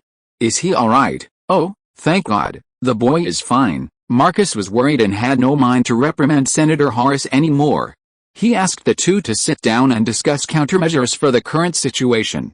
After a series of defeats, the army had suffered heavy losses, and replenishing the ranks with new recruits was of paramount importance. Marcus Foster said with a worried look, "Our manpower is still sufficient, and recruiting another batch of new soldiers should not be a problem, but in terms of weaponry, weapons, armor, etc., the losses are huge, and the Alliance's production capacity alone cannot replenish them. Oh, in that case, we have to make another trip to the Northwest Bay." As Horus said, it's time for the Horn Bay Alliance's wealth accumulated over the past 100 years to come in handy. "Alright, I'll send someone to make another trip right away. I think that Earl will be very happy," Foster said somewhat helplessly. Chapter 639. That's right. Please be sure to convey our request to Earl Gleman. Marcus Joe Foster was in his study, receiving a distinguished guest. The guest's name was Friedrich Lister. They had met a few times before, when Lister was the commercial representative of the Todd Shipping Company in the Northwest Bay, with whom the Foster family had business dealings. But now Lister was the official representative of Earl Paul Gleman, the most powerful lord in the Northwest Bay, and their discussions went far beyond ordinary business. "I will faithfully convey your intentions, Your Excellency," Lister said respectfully to Foster. Although it wasn't the first time, he still felt immense gratitude towards Earl Gleman. In the past, when he came to the Foster family's residence for business with a shipping company, he was usually received by ordinary people in charge of managing certain parts of the Foster family's business. The true head of the family, Joe Foster, was rarely seen. Those few meetings should perhaps be called audiences. Lister remembered that back then, the Duke was high and mighty, and he was nothing more than an insignificant, humble figure in his presence. But now, he was being treated with courtesy by the Duke, and in his private study no less. Marcus Foster smiled and asked, "I wonder, what is Earl Gleman's attitude toward this war in Horn Bay?" "Attitude," Lister replied, "my Earl sympathizes with the oppressed people of the coast." "Oh, that's good." The Marcus seemed pleased. "If possible, would he be willing to send troops to aid this just war?" "Send troops? No, no, no, no." Lister shook his head vigorously. "Earl Gleman is the Lord of Alder, and no matter his personal feelings, he cannot bypass the kingdom. His loyalty to the kingdom is beyond question." "Oh, of course." Marcus Foster waved his hand. "We have no intention of allowing Earl Gleman to overstep his bounds. But," he smiled and said, "I heard that a mercenary force employed by Earl Gleman is stationed in Horn Bay, right at Lion's Horn." "You mean, compared to a traditional army, Mercenaries are a rather flexible tool, aren't they? Besides, I've heard that this mercenary force is composed of people from Horn Bay. Well, could we rent this army from the Earl? If Earl Gleman agrees, it shouldn't be a problem. However, I have some questions, Lister asked with a puzzled look. Our mercenaries only number a little over 2,000 after recruiting some new members locally.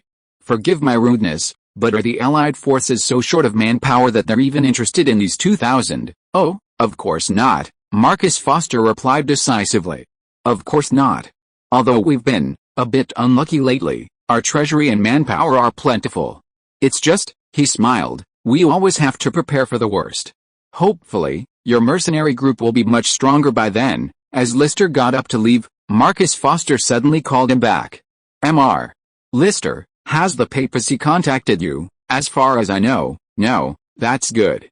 Please allow me to remind you a little. The Church of the Bay and countries like Collins are extremely conservative and backward, as evidenced by their protracted witch hunts.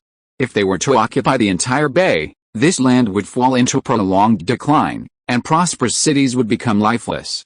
I think Earl Gleman, who has always supported commerce, would certainly not like that scenario. Lister nodded.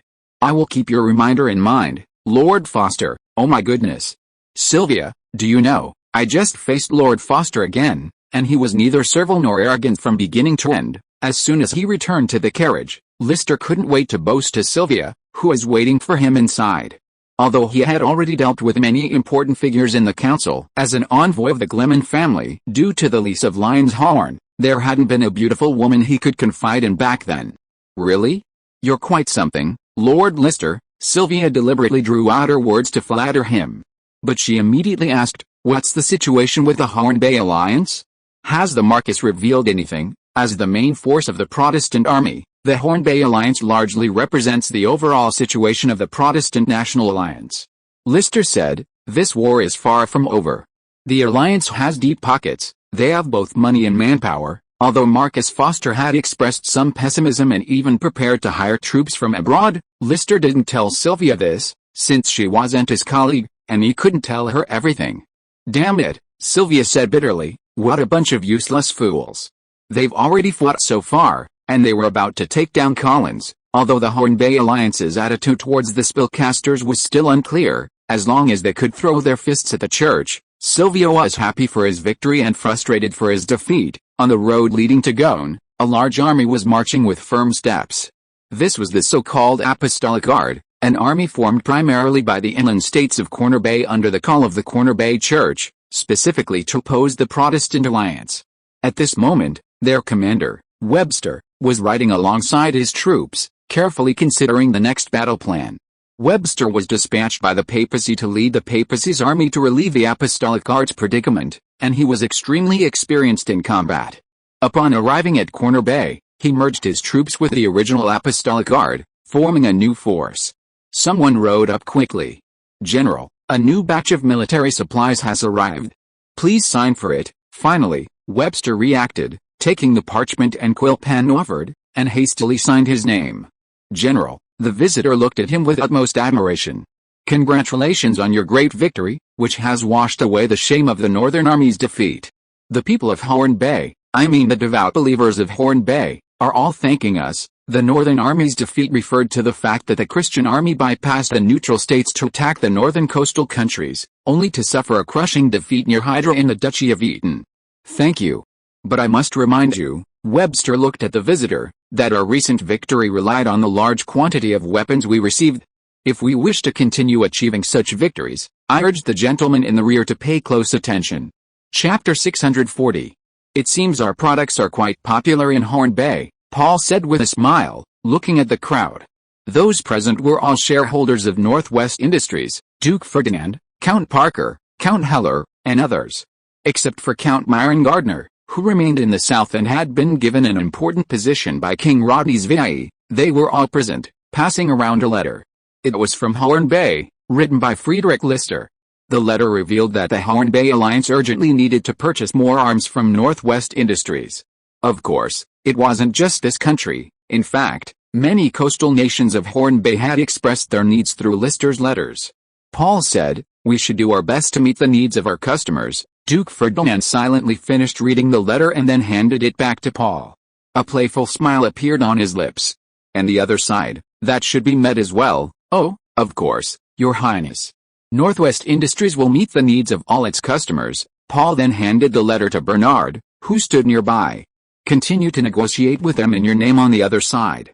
It's better to keep things separate, otherwise they'll definitely have a problem with us. Henry Ferdinand nodded. No problem, Earl Parker asked. According to the letter, the Hornby Alliance seems to want to entrust your mercenary force with their future. Yes, Paul frowned. I'm debating whether I should agree if they really make this request. With a clatter, Derek Heller, who was standing next to Earl Heller, stood up. Everyone looked at the impetuous young man. Lord Griles, Derek made a request to Paul that surprised everyone present. If you are determined to send troops to participate in the Hornby War, please allow me to participate as a soldier. Before Paul could answer, Earl Heller angrily shouted, Nonsense, get out. Derek initially wanted to argue with his father, but then seemed to realize that arguing with his father in this situation was inappropriate, so he left dejectedly. Earl Heller smiled awkwardly at Paul. Paul found it somewhat strange. If Derek were the second son, his wish would be quite normal. Unable to inherit the family title, he would have to earn his own way with armor and a sword. But Derek was the eldest son, and Earl Heller was grooming him, entrusting him with many affairs. As long as he stayed obediently in the Northwest Bay, the title and territory would eventually be his. Speaking of which, Derek Heller was very interested in Paul's army. Upon arriving in Laketown, he went to the military academy to audit classes. He knew everything about the Alda army, except for the classified parts. One could only say that this man was born with an interest in warfare. It's unbelievable, Nathan and Edward exclaimed in unison as they stepped onto the docks of Fland Harbor. Fland Harbor was now a complete metropolis. The rows of buildings, the wide streets, and the constant flow of pedestrians and vehicles all testified to its prosperity. Nathan didn't even blink. I never imagined there was such a port city west of Aldo. It's astonishing, Nathan, believe me, no matter how shocked you are, my shock is doubled. If Nathan's expression was merely surprise, Edward's face was practically blank, devoid of his usual composure. The reason was probably because Edward knew too well what Franklin Port had been like before. He used to be the pirate captain of the Northwest Bay, and Franklin Port was like his own backyard. But just now, the moment he stepped ashore, the moment he saw the city from the sea, Edward thought his ship had sailed to the wrong place. After entering the Northwest Bay, the sea was calm all the way. Perhaps, the lords of the Northwest Bay had finally united, wiping out those small pirate groups they had abandoned. That must be it, otherwise, how could Franklin Port have developed into such a large-scale port? Nathan, do you know? Before I left Northwest Bay, Franklin Port was a tiny fishing port, barely larger than a tinny one. The streets were all dirt roads, and the low houses were scattered haphazardly. And the church here. Father, look at it now, how magnificent, how luxurious and beautiful it is. Then the Lord here must have been a very remarkable person. Nathan suddenly became interested in the person who ruled this place. The two walked along the streets into the city, chatting as they went, taking in the various sights along the way. Edward, speaking of which, I'm a little worried about the Etonians over at Hornby. Nathan, what? Why have you suddenly become so sentimental? Edward, sigh, after all, it's the first country in the world to recognize the legal rights of spellcasters. Nathan, everything is a choice, but there will be corresponding costs. Edward, oh, how heartless. We're the ones who made it happen. Nathan shrugged indifferently. We only gave them the choice. The decision was made by the Etonians themselves. Besides, their choice did indeed save them from the impending disaster. Edward, don't forget, we are spellcasters. Nathan, so what? The weak don't deserve to live. If Eton is just like that, then let's accept our fate. Edward shook his head and changed the subject. Nathan, when will that lady arrive? I don't know. We came by sea. They have to pass through Lulu, cross the Neridan corridor, pass through the northeast of Aldo, and then arrive at the Northwest Bay. Not just Lady Marianne. Right, the letter said several will come. A month ago, the two remaining in Hornby received a secret letter from Gabella. It was from Marianne, instructing them to immediately depart for Northwest Bay to meet her there and complete an important mission. Although, out of usual caution, the letter didn't specify what the mission was, Nathan could roughly guess. Northwest Bay was precisely where Master Barnett, one of the 10, was last seen. It seemed the 10 had finally reached their breaking point with this eccentric individual who had long been detached from the organization. Perhaps many in the Mystic Order genuinely hoped something had happened to him, and sent someone simply to confirm. If you are listening to this novel on a channel other than Fanfic World, it means it was downloaded and re-uploaded without effort. We warmly invite you to visit our channel, Fanfic World. There you will find the original version of this story and many other novels of various genres. We look forward to seeing you dive into a world of incredible novels. Chapter 641. Nathan and Edward walked along the street towards the city center of Port Franklin. They admired the street scenes and discussed their impressions of the city. I say, aren't you afraid of being recognized? After all, you used to be the infamous pirate captain here, Nathan joked. HMPH. The population here has increased more than tenfold. The streets are full of unfamiliar faces, Edward replied nonchalantly, then suddenly looked up at a spot. Hey, look, Edward pointed to a shop around the corner. What's up? An alchemy shop. You complained about seasickness, didn't you? Maybe we can go in and ask if they have any potions to cure it. Nathan gave a wry smile. Oh, forget it. I don't want to drink anything weird, Edward insisted. What harm could it do to go in and take a look? Maybe they have some rare potions. Alright, Nathan shrugged. We'll do as you say. The two turned and headed towards the alchemy shop. The shop seemed to be doing brisk business, with customers constantly coming and going. This wasn't a small shop. The space inside was quite large, with huge wooden shelves along the walls filled with potions of various colors and other alchemical products. Edward finally managed to squeeze to the front of the counter, where he was greeted by a very young clerk, a boy probably only 10 years old, his face still full of childish innocence. Do you have any potions for seasickness? Edward asked. Potions for seasickness? Sir, you've come to the right place, the boy was very enthusiastic. I'll find it for you right away. At that moment, a somewhat exaggerated and slightly surprised shout rang out from behind Edward. Hey! Hey! Hey! Isn't that little Rockins? It was Nathan. He recognized a little boy behind the counter. When he and his mother were recruiting local spellcasters to join the Arcane Order in Horn Bay, they had come into contact with a group of wandering spellcasters who had lost their homes due to the church's oppression. This group had established a refuge camp in the dense primeval jungle of Horn Bay, struggling to survive. Nathan had seen several members of this spellcaster group, including the little boy Rockins before him. When Roggins heard someone call his name, he shuddered violently and looked towards the source of the voice. He stared at Nathan, who was smiling at him. Roggins thought for a moment, then suddenly remembered where he had seen that face before. Fear quickly filled his face. He had finally arrived in the Northwest Bay, thousands of miles from his homeland, hoping to start a new life in peace, with no one to disturb him anymore. But just now, that peace had been shattered. Even if the other person was also a spellcaster. Roggins didn't say a word and hurriedly ran to the back. Who is he? Edward looked at Nathan with a questioning gaze. Nathan looked around to make sure no one was paying attention before whispering in Edward's ear, a spellcaster from Horn Bay. Edward was surprised. A spellcaster from Horn Bay? What are they doing here? But he quickly realized, that makes sense. There's a war going on in Horn Bay. Ordinary people are fleeing, let alone spellcasters who are suffering from oppression. A moment later, an old man who looked to be in his 50s emerged from the back. Oh, what a series of surprising things I've encountered today. Nathan looked at the old man, genuinely surprised this time. Mr. Odd. It's been a long time, Nathan greeted the old man, whom he also recognized. Old Odd nodded in return. Gentlemen, this is the place to talk, please follow me. In the backyard of the alchemy shop, Old Odd invited Nather and Edward to sit around a stone table. How did you come from Horn Bay to the Northwest Bay? Nathan asked. It's like this, Old Odd recounted their experience. After he finished, Nathan shook his head regretfully. Please forgive my bluntness, but I still think you made the wrong decision. When he and his mother, Marianne, first encountered these spellcasters, they had tried their best to persuade them to join the Arcane Order, but they had ultimately refused. Nathan said with a hint of pride, the Arcane Society is much stronger than before.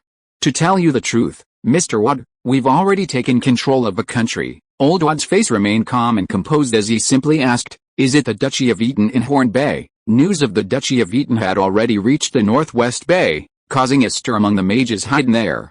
Everyone agreed that someone should go back and see for themselves. So Severe sailed to Horn Bay. No, no, no. Eton is just a small country, Nathan said with some smugness. What we control is a much larger country, much larger than Eton in every way. He still didn't specify which country it was, although he longed to reveal it.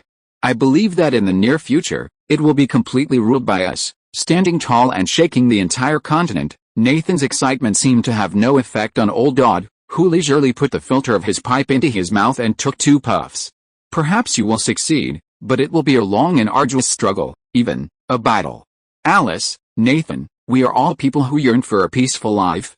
Of course, perhaps in your eyes we are all cowards, but we truly abhor bloodshed. We do not wish to bleed ourselves, nor do we wish for others to bleed. And, the ideals of the arcane order are too radical for us. Many spellcasters still consider themselves human and do not wish to become something superior. Very well, Nathan said somewhat dejectedly, that is an option, but I must say, his eyes were filled with sincerity. If you change your mind, the arcane order will still welcome all your brethren. Know that spellcasters are not accepted by the world. If the lords here discover your identities, you will still face burning at the stake or hanging. We have our own ways of dealing with that, but thank you for your reminder. Old Wad smiled, but he didn't reveal one thing: the lords here accepted spellcasters. The fewer people who knew this, the better, to protect that venerable lord as much as possible. Just as they were talking, a sudden, loud commotion erupted from the street outside. What's going on? Nathan, always on high alert, jumped to his feet. A small, thin figure rushed in. It was the boy named Rogans. In stark contrast to before, the boy's face was beaming with excitement. Grandpa Odd, news has come from the port. The Western Exploration Team is back. They're back from another direction. Chapter 642. Coming back from another direction, what does that mean? Nathan and Edward noticed Rogans' somewhat strange words. Incredible, is this really how the world is? Old Odd narrowed his eyes and puffed on his pipe. He laughed and said to the boy, "Haha, Rogans, explain it to our guests." The boy's face was full of excitement, and his previous fear of Nathan and the others seemed to have completely disappeared. It's the Western Exploration Team. Do you know why they were called the Western Exploration Team?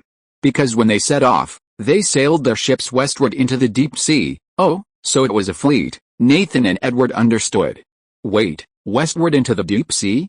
Edward's face was full of confusion. Did they set off from the Northwest Bay and sail due west? Yes, Rogans answered immediately. Edward continued to ask, but there's only seawater to the west. As a former pirate captain of the Northwest Bay, he knew very well what was there. After passing a few scattered islands, there was only the vast ocean. Nathan, standing beside him, also looked puzzled. Yes, there's only the vast ocean, Rogans said somewhat anxiously. But they came back from another direction. Up, that's what the people say, probably from the people on the ship. Another direction, Nathan asked. You mean, they came back from the east? That's right. How could that be? Nathan chuckled. Oh, I know, they must have gone south first, then east, making a huge circle, and then returned along the mainland coast after reaching the east. They did make a huge circle, but not the kind you're imagining, sir. Rogans suddenly raised his voice. Ahem. He cleared his throat heavily. Their return proves one thing: the land beneath our feet is a circle, and they went around this circle, which is why they returned to the Northwest Bay from the east. The boy gestured with his hands as he spoke, afraid that the guests wouldn't understand. Nathan paused for a few seconds, then suddenly burst into laughter. Ho-ha-ho-ha. Ho-ha-ho-ha? He laughed so hard he could barely breathe. What are you laughing at? Rogans frowned, looking displeased at Nathan's maniacal laughter. Nathan grabbed Edward's shoulder, studying his swaying body. Edward, listen to this. Does the silly boy even know what he's saying? He said, ha-ha-ha. He actually said the ground beneath our feet is round. Oh, what's wrong with you? Nathan stopped laughing, seeing the seriousness on Edward's face. I said. Nathan still smiled. You didn't actually believe what this silly boy said, did you? Hearing Nathan call him a silly boy, Rogans became even angrier, puffing out his cheeks. Nathan, Edward looked at his companion. This kid, your name is Rogans, right? Rogans might be telling the truth. What? Nathan's smile vanished, replaced by a look of confusion. He waved his hand in front of Edward.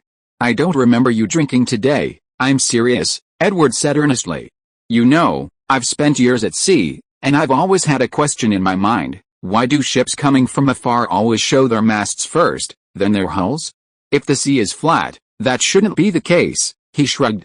But if that's the case, then the Earth, along with the sea, is round, or rather, a sphere, which explains it. Ridiculous. Hearing his companions say the same, Nathan became serious as well. He retorted earnestly, perhaps the waves are blocking it. Edward shook his head. But it's the same when the sea is calm and there's not a ripple at all. Nathan frowned and said, I've heard of the so-called spherical Earth theory, but I can prove its absurdity with just one question. If the Earth were truly spherical, wouldn't people at the other end of the circle fall into the sky below? This so-called Western exploration team, since they went around in circles, must have passed through the other end, right? So why didn't this fleet fall? Edward's eyes froze, unable to refute. Finally, he could only say, it must be the power of the Lord of Light at work, right? Nathan scoffed at his explanation using divine power. I think, he continued, this so-called exploration team is just a bunch of fame-seeking charlatans trying to create a big story to make a name for themselves in history. Impossible, Rawkins shouted from the side. They were sent by Lord Gleman to explore the world. They couldn't possibly be fame-seeking charlatans. Gleman? Haha, the Lord here, isn't he? Nathan laughed. If he accepts the idea that the Earth is round, he's either the leader of this bunch of charlatans or a fool. Rawkins glared at him angrily, about to start an argument with Nathan. All right, Old Odd patted Rawkins on the shoulder, stopping him from continuing his argument with the guest. The old man calmly said, if the Western expedition team lied, they will surely be exposed. Once the news spreads, many explorers will try to replicate their feat and see if they can succeed. It's impossible for everyone to return and maintain the lie, is it? Nathan looked at Rawkins, who was still staring at him, and smiled, saying, then let's wait and see. After confirming that Old Odd and the others were still unwilling to join the Mystic Order, he and Edward took their leave. When they reached the street, almost everyone was discussing the return of the Western expedition team, and many people were running towards the docks to welcome the great explorers. Tisk tisk tisk, Nathan looked at the excited crowds in the streets, shaking his head and sighing repeatedly. Look at you, Edward, mortals are so foolish. Such an outrageous lie can make them believe they need to be educated by a more advanced, more powerful force. To be honest, I suddenly feel a sense of mission.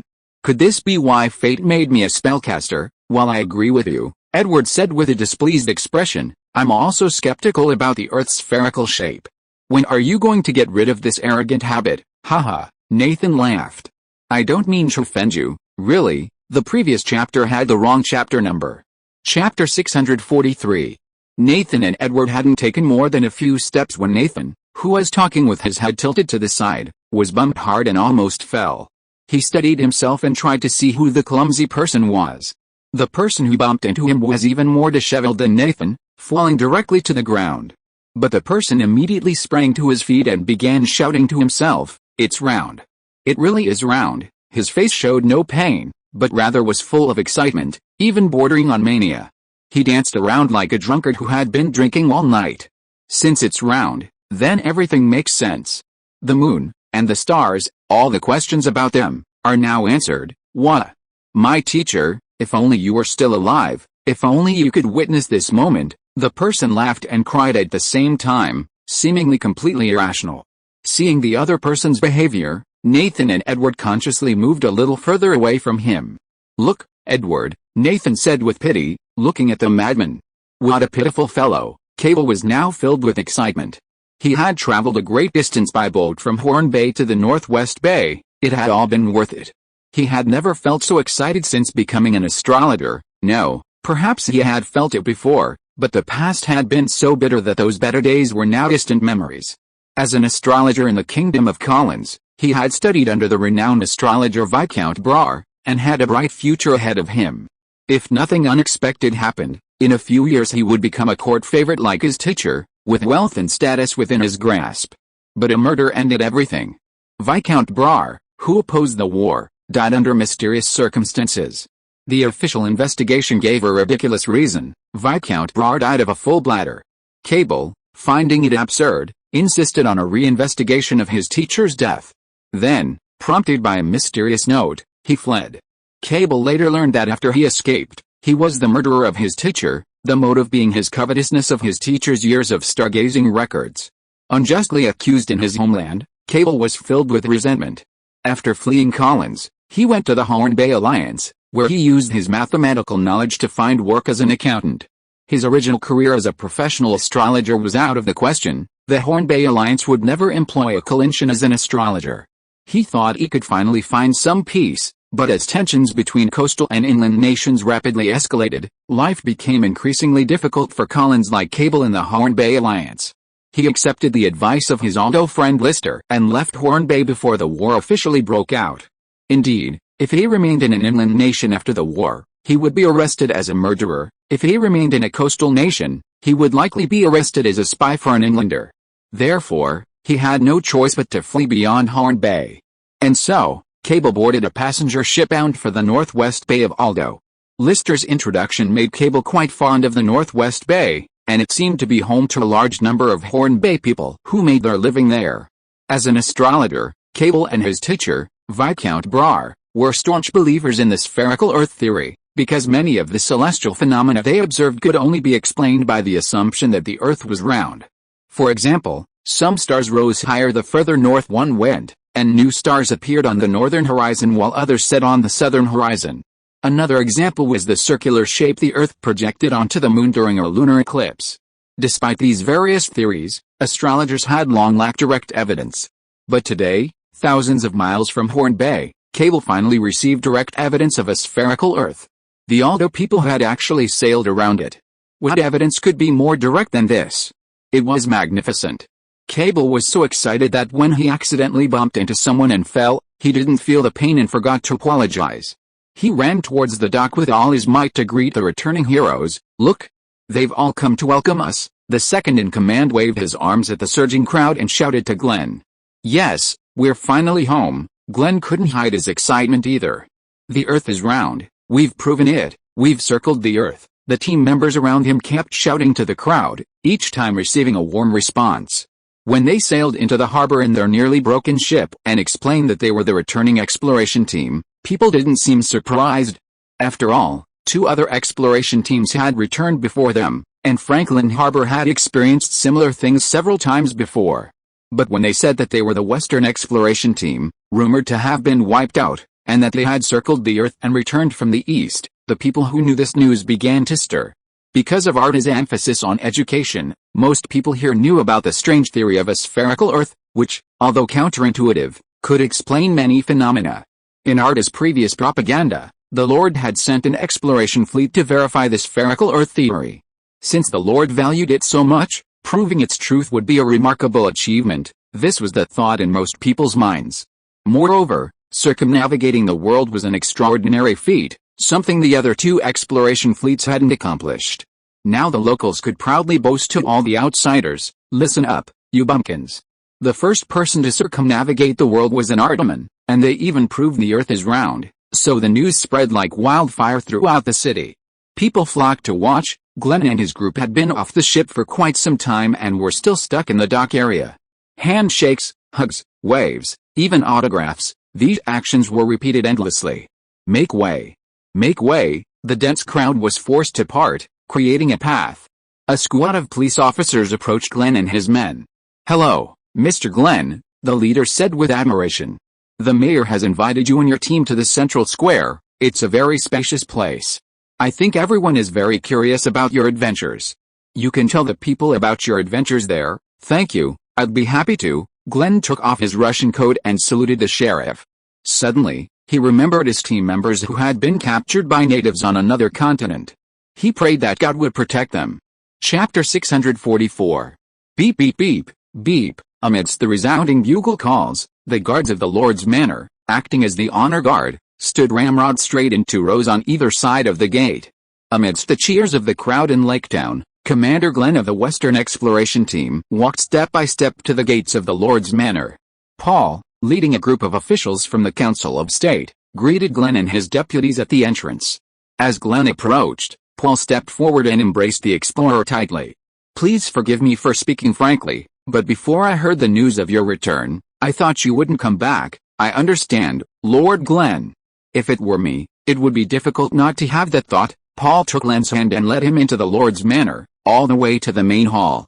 A lavish banquet had been prepared there, specially for welcoming the adventurous heroes of the Western Exploration Team.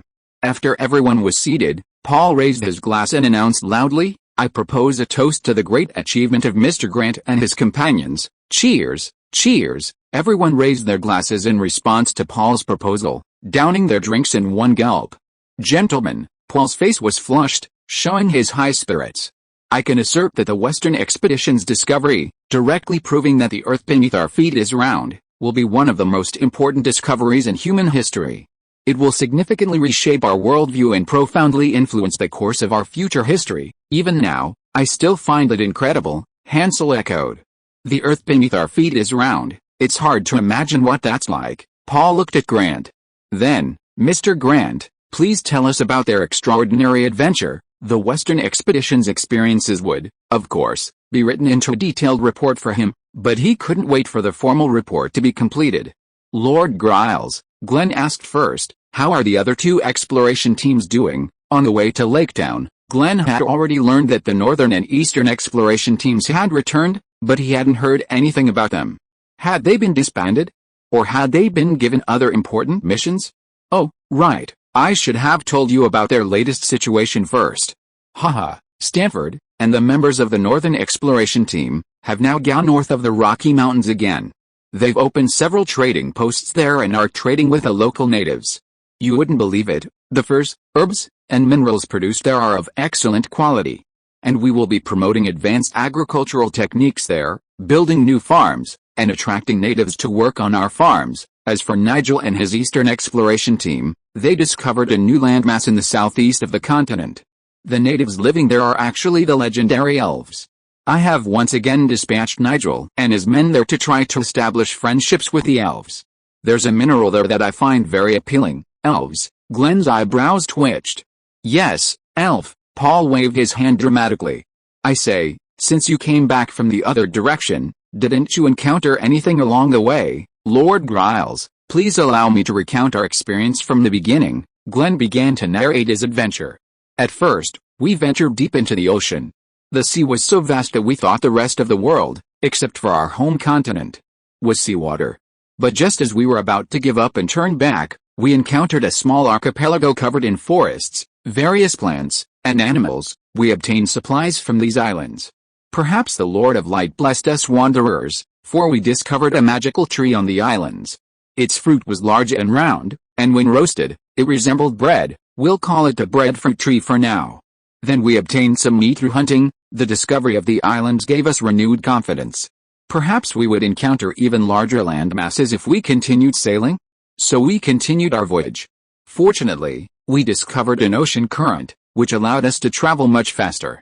Then we successively discovered a series of islands, and the supplies from these islands sustained our continued voyage. Finally, after 4 months of wandering, we encountered a continent, not just a large island, but a real continent. At this moment, Glenn's eyes widened as he surveyed the assembled crowd. "My lords, do you know what lies on that continent?" He unsurprisingly drew curious glances from the assembled group. "Orcs, orcs," Paul exclaimed in surprise.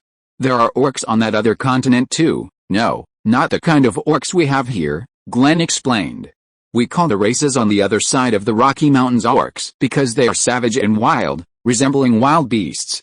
But strictly speaking, there isn't a single wild beast that corresponds to them in reality. However, on another continent, we discovered an indigenous race with humanoid bodies and bull-like heads." "Oh," a gasp rippled through the banquet, everyone's eyes filled with astonishment. "Minotaurs," Paul blurted out without hesitation. Glenn nodded. "You could say that, Lord Glenn. We learned from these natives that the continent isn't only inhabited by those with heads like oxen. There are other races with features resembling other animals. These races have a rather primitive social structure, living scattered across the continent in tribes. Then we also learned that to the south of this continent lies another continent, inhabited by only one race, the Goat people. The Goat people have a more advanced civilization, having established several true kingdoms." Paul interjected. "Do they have goat heads?" "No," Glenn shook his head. "Their appearance is exactly like ours, except they have horns like goats or sheep on their heads, and hands and feet, not hoofs. Because of their more advanced civilization, The natives of the northern continent respectfully call them the superior race. Paul smiled. Interesting, he immediately thought of creatures like succubi. However, Glenn's expression suddenly turned grim. Lord Glenn, unfortunately, when we visited the sheepman's port, they detained some of our people. The next few months will be quite busy, so updates will be less frequent. Chapter 645. They detained some people. Paul felt a sense of unease. Glenn, his voice lowered apologetically, said, "We visited the Goat People's port on the southern continent and resupplied there. Initially, the port officials were very friendly and provided us with many conveniences. However, just as we finished resupplying and were leaving the port, they suddenly attacked us in galleys. We chose to retaliate with cannons and shook off their galleys, but unfortunately, a tugboat that we couldn't recover was seized by the Goat People. A total of 8 team members became the prisoners." Glenn stopped speaking, and the hall fell silent.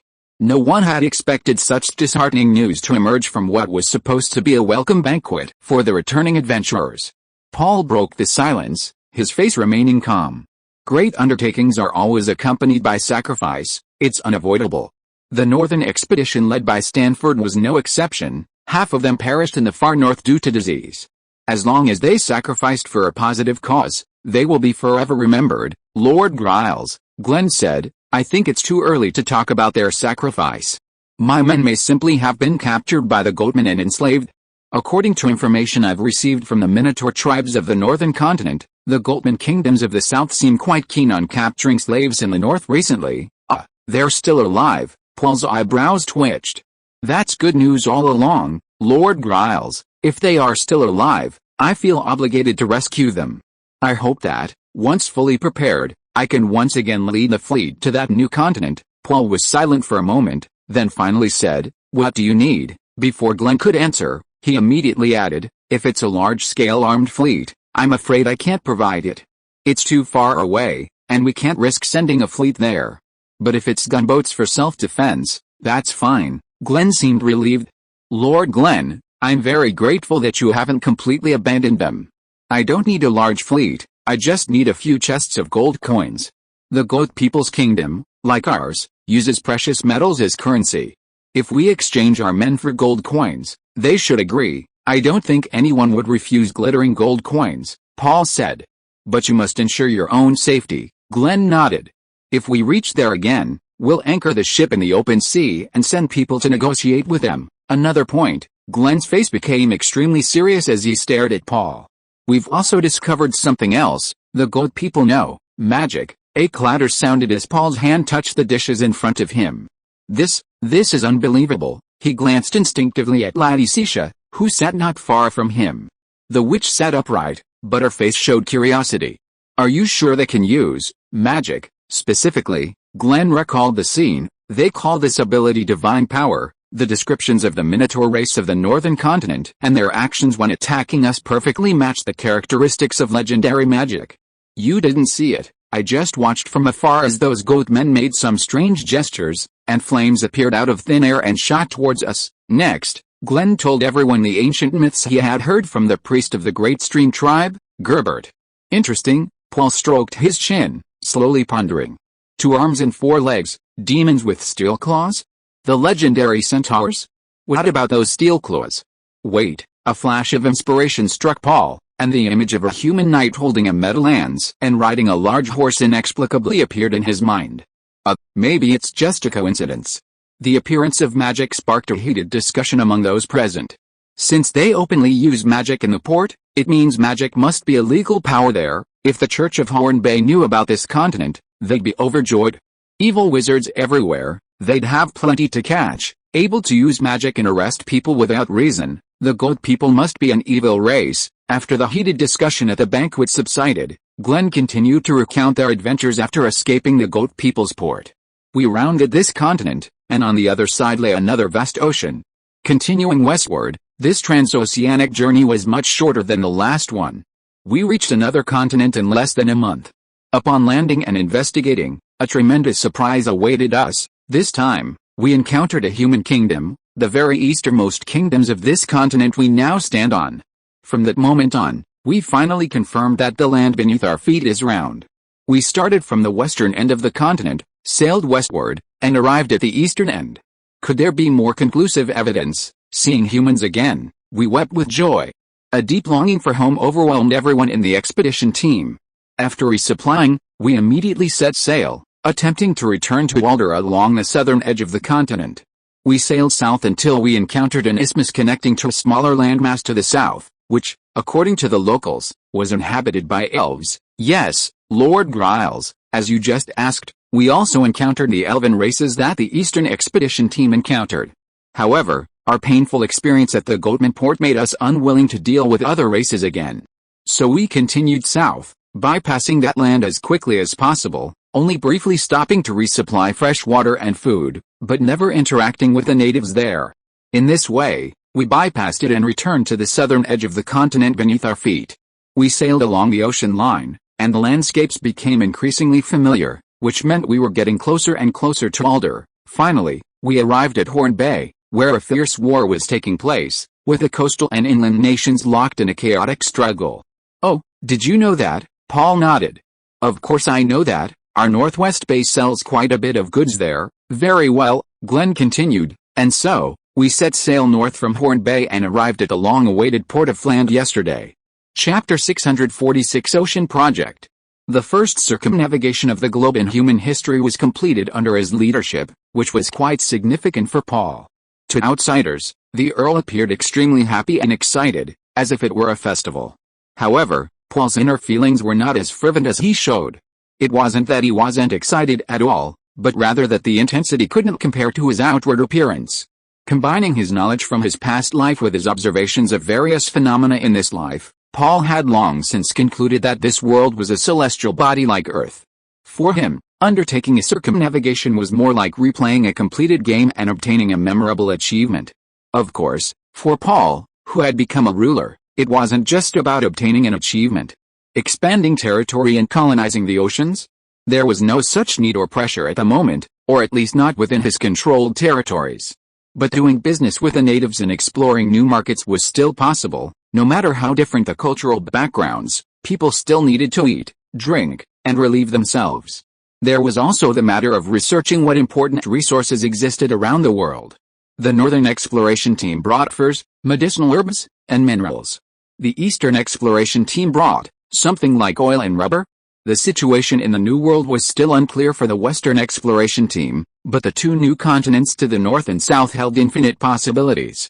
Moreover, the team's records showed that in the ocean west of the Northwest Bay, many uninhabited islands were teeming with seabirds in astonishing numbers.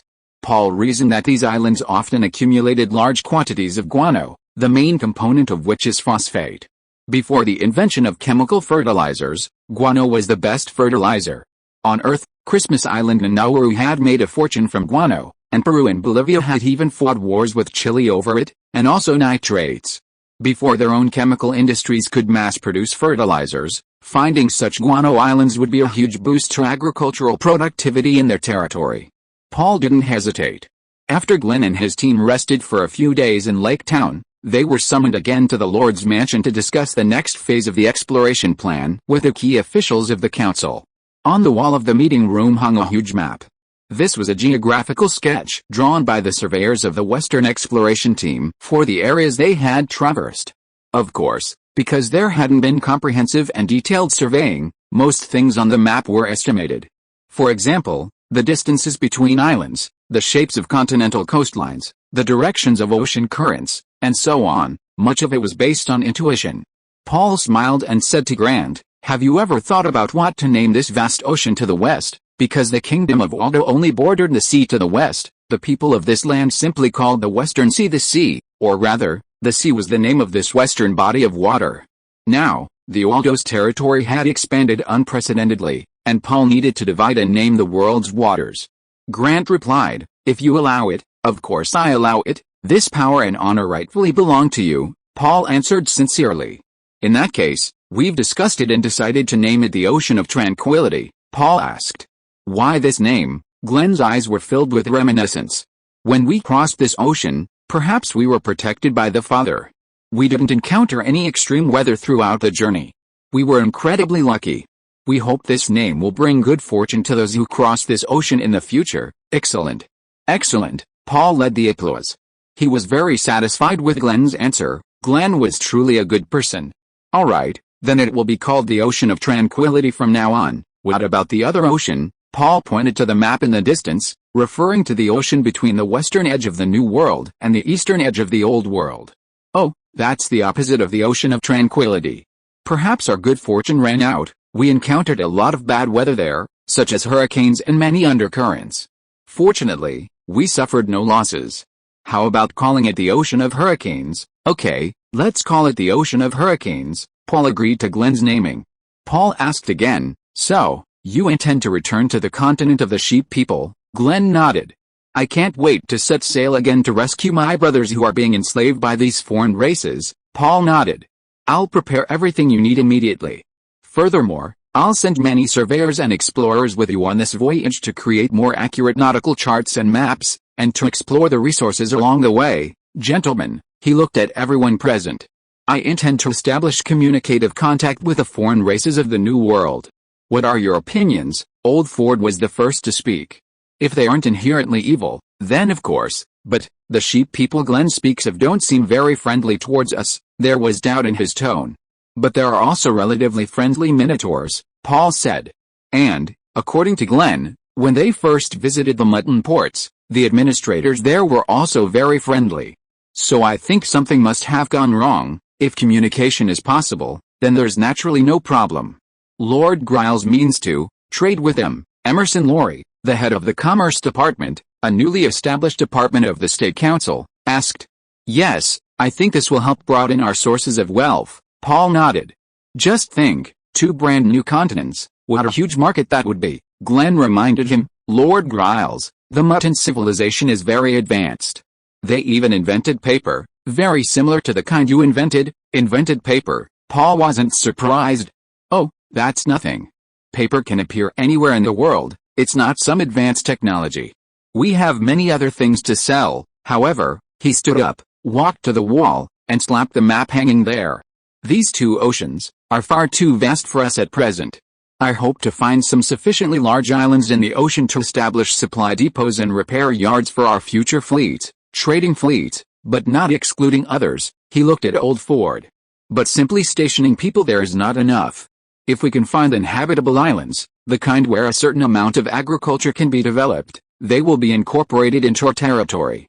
I hope to develop self-sufficient settlements on them, as you command. Lord Griles, the Grand Steward of the Council, accepted the order.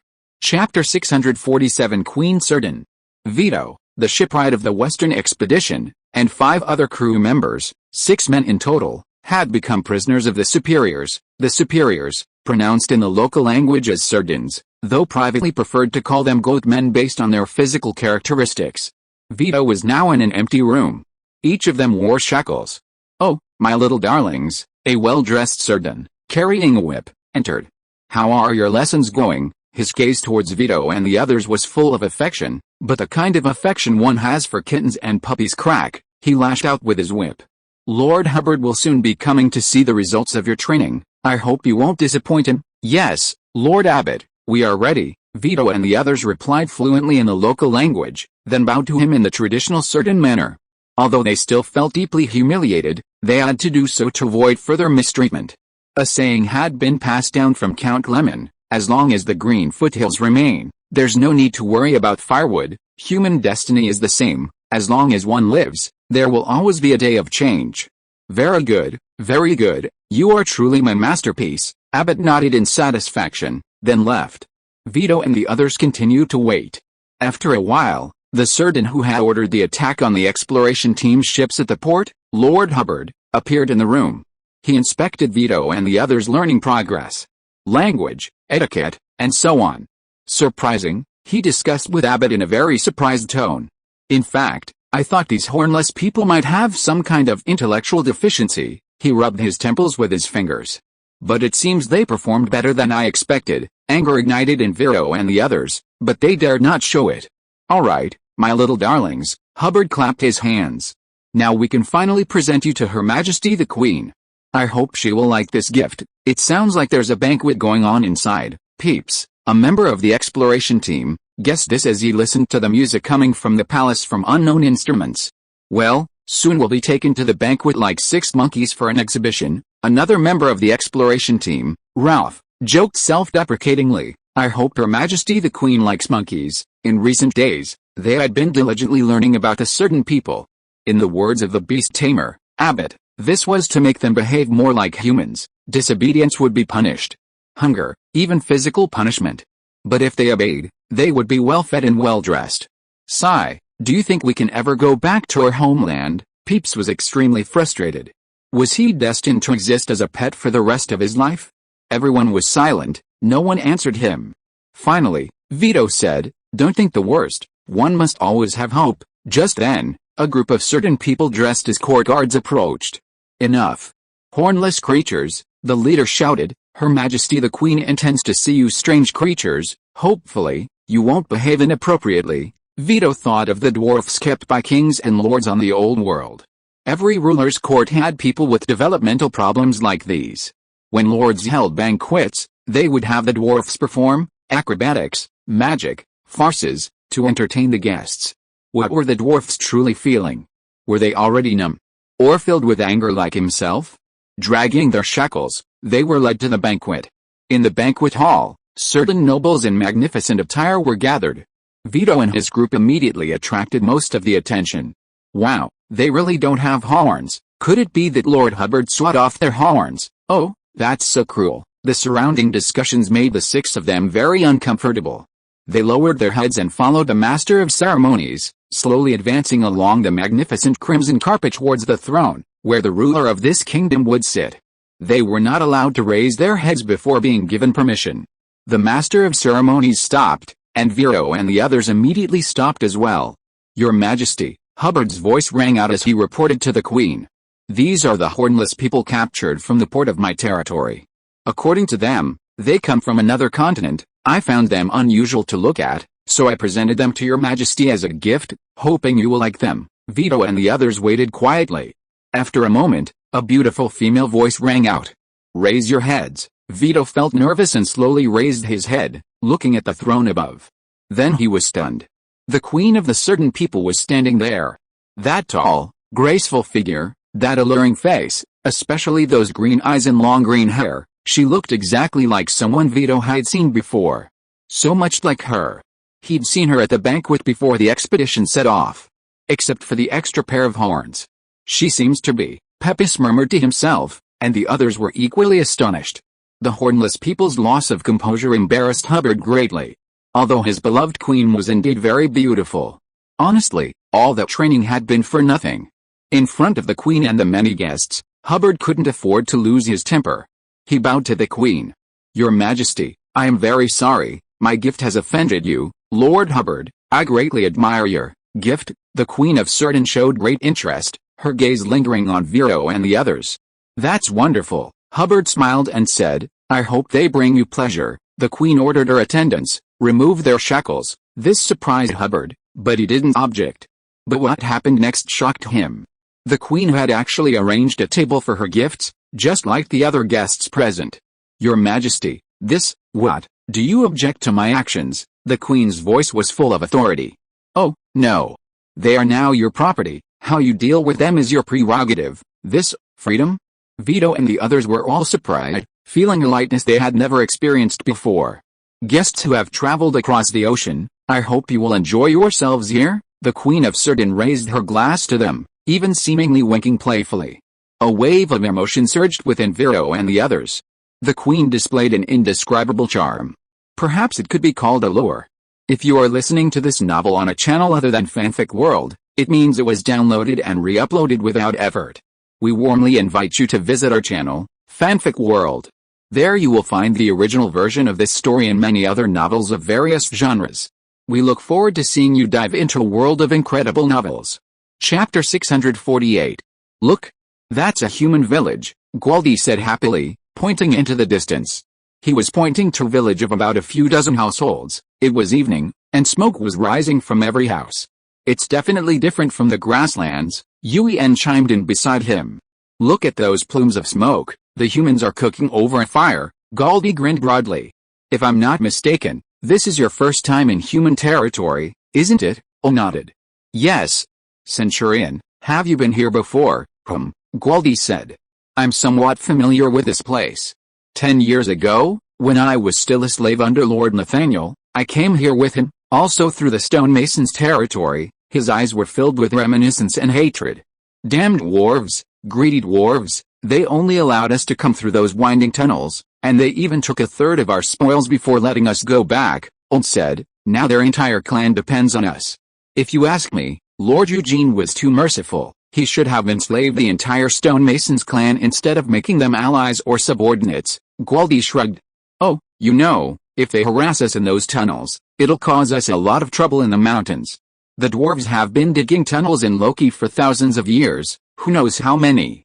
If only we had some tools to collapse their tunnels, even just the exit section, that would suffocate them. Gualdi flicked his whip. Enough of that. How do you feel about human territory now that you're new here? Uen replied, very peaceful, very tranquil. Forests, fields, hills, so rich, unlike the grasslands, which are empty and monotonous. Gualdi laughed heartily. If you like, you can bring your family here to live, after we conquer this place. As a warrior of the royal tent, you have that right. Uen's face fell. My family returned to the spirits of the grasslands during the last white calamity. I didn't mean to bring up your painful memories, Gualdi said apologetically.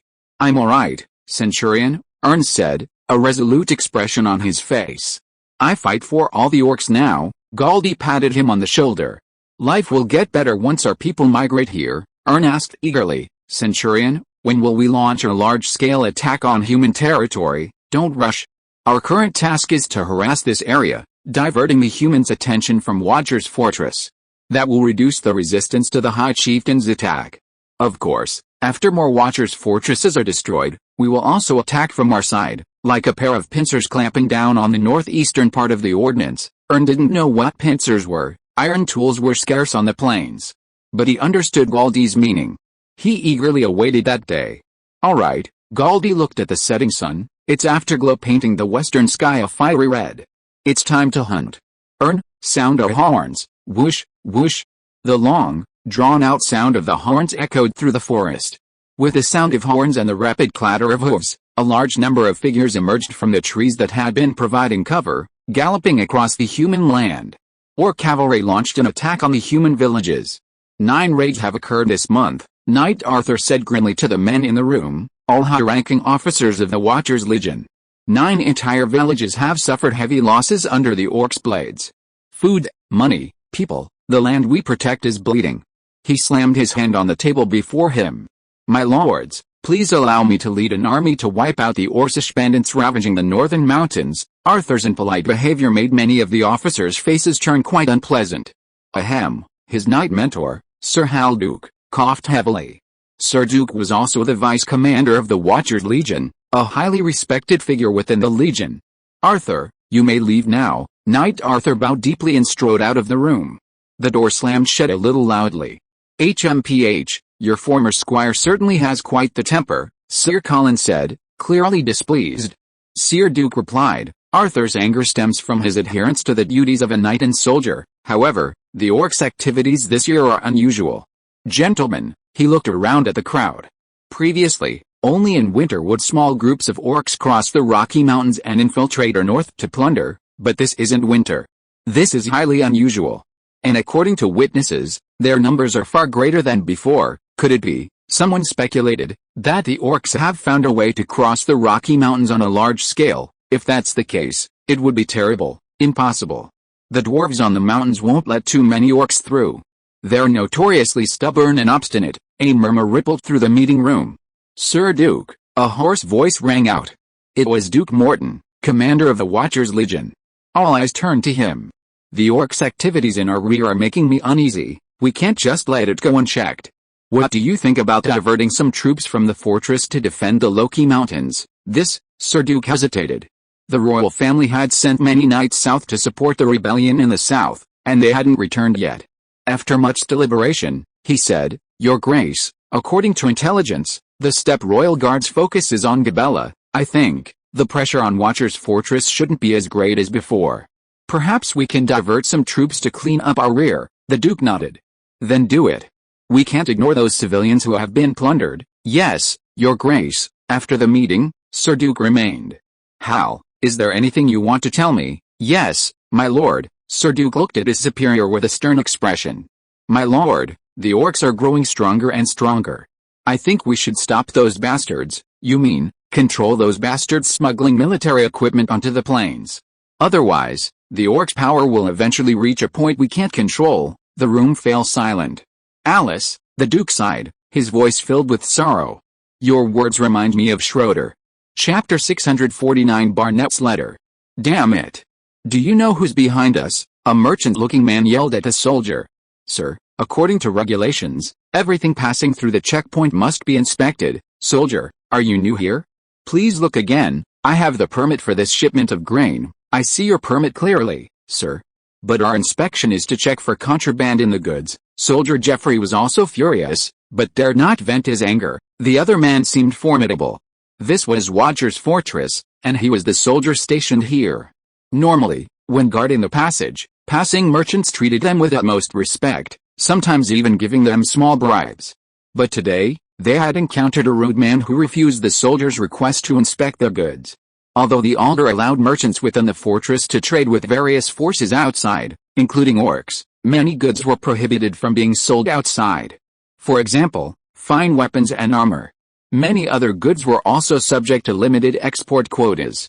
For example, salt, grain, and cloth are often restricted through one-time or limited-term permits. The main reason for these numerous restrictions on domestic and foreign trade is to guard against the orcs of the grasslands. The orcs lead a nomadic life on the grasslands, but they are extremely short of supplies, which limits their population growth. If supplies were supplied to the grasslands without limit, they could snowball and pose a significant threat to human civilization. Many merchants still like to do business on the grasslands. The cattle and sheep raised by the orcs, as well as various furs, are highly sought-after goods by humans. Driven by high profits, many people disregard the kingdom's prohibitions and smuggle goods desperately needed by the orcs to the grasslands. Therefore, inspecting passing merchants at key transportation routes like Watcher's Fortress is essential. However, Jeffrey encountered a tough opponent. The merchant leading the group was richly dressed and appeared to be of high status. He was arrogant and refused to allow Jeffrey to inspect the goods in his wagon, showing no respect for Jeffrey, a soldier. Just as the standoff was reaching a stalemate, Jeffrey heard his captain's voice behind him. Let them pass, huh? Jeffrey snapped out of his daze, looking at the captain who had just returned from relieving himself. This is the Bradley family's caravan. They can go directly through, the captain said calmly, seemingly used to it. No wonder, Jeffrey thought to himself. The Bradleys were nobles from the northeast of the kingdom, holding the title of Duke. HMPH, the caravan leader glanced at Jeffrey arrogantly, as if to say, I'll remember you. Jeffrey silently stepped aside, letting the caravan pass. Soon, the caravan was far away from Watcher's fortress.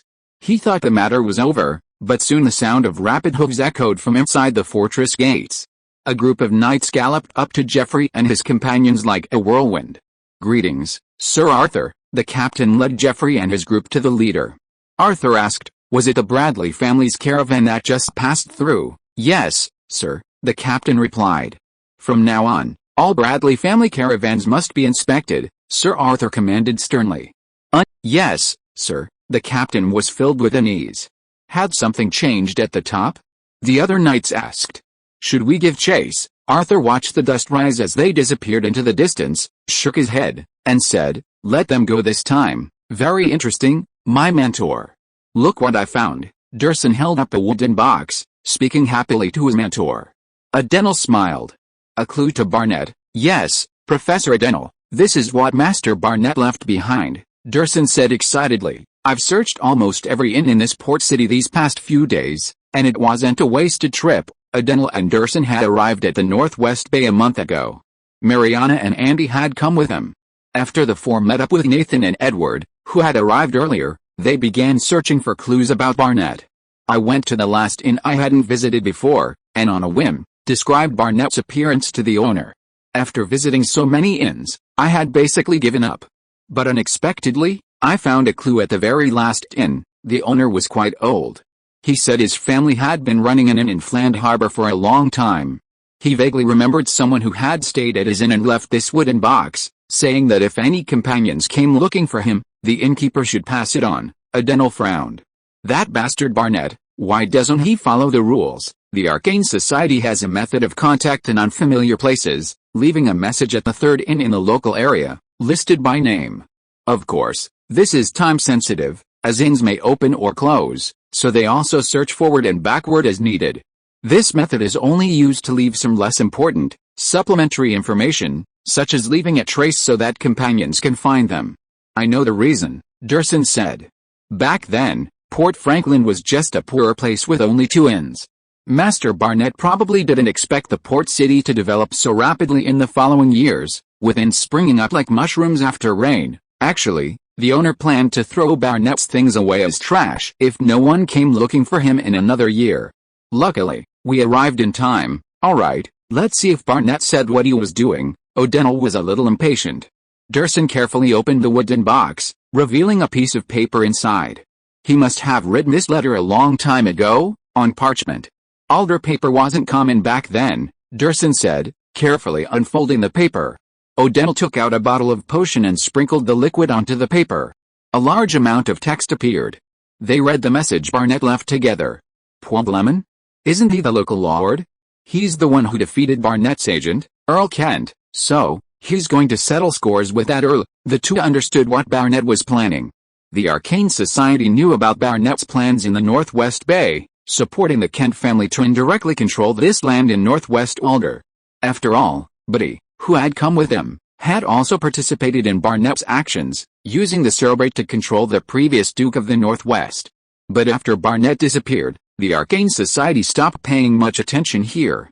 Is this Master Barnett's final act? Durson said. Perhaps we should investigate this Earl Gleman. Chapter 650 Trap. Regularly inspecting one's territory is a lord's duty. Count Paul Gleman of Arda was fulfilling this obligation. In truth, with the increasingly sophisticated administrative system, Paul no longer needed to rely on this ancient duty to maintain his rule. It was merely a small excuse to convince himself to temporarily escape the burden of paperwork. He rode a white horse, followed by 12 squires on gray horses, leisurely making his way along the country road. After several years of construction, even these rural dirt roads had been paved to some extent, no longer the bumpy, foot-trodden paths of the past. Paul felt a sense of accomplishment as he walked on them. Gazing at the rising smoke ahead, Paul asked, "Is that Tuttle Village ahead?" "Yes, Count, that's Tuttle Village ahead. The village chief must be ready to welcome you," replied his guard, Eglim. Tuttle Village was their destination for the day. Paul stroked his chin.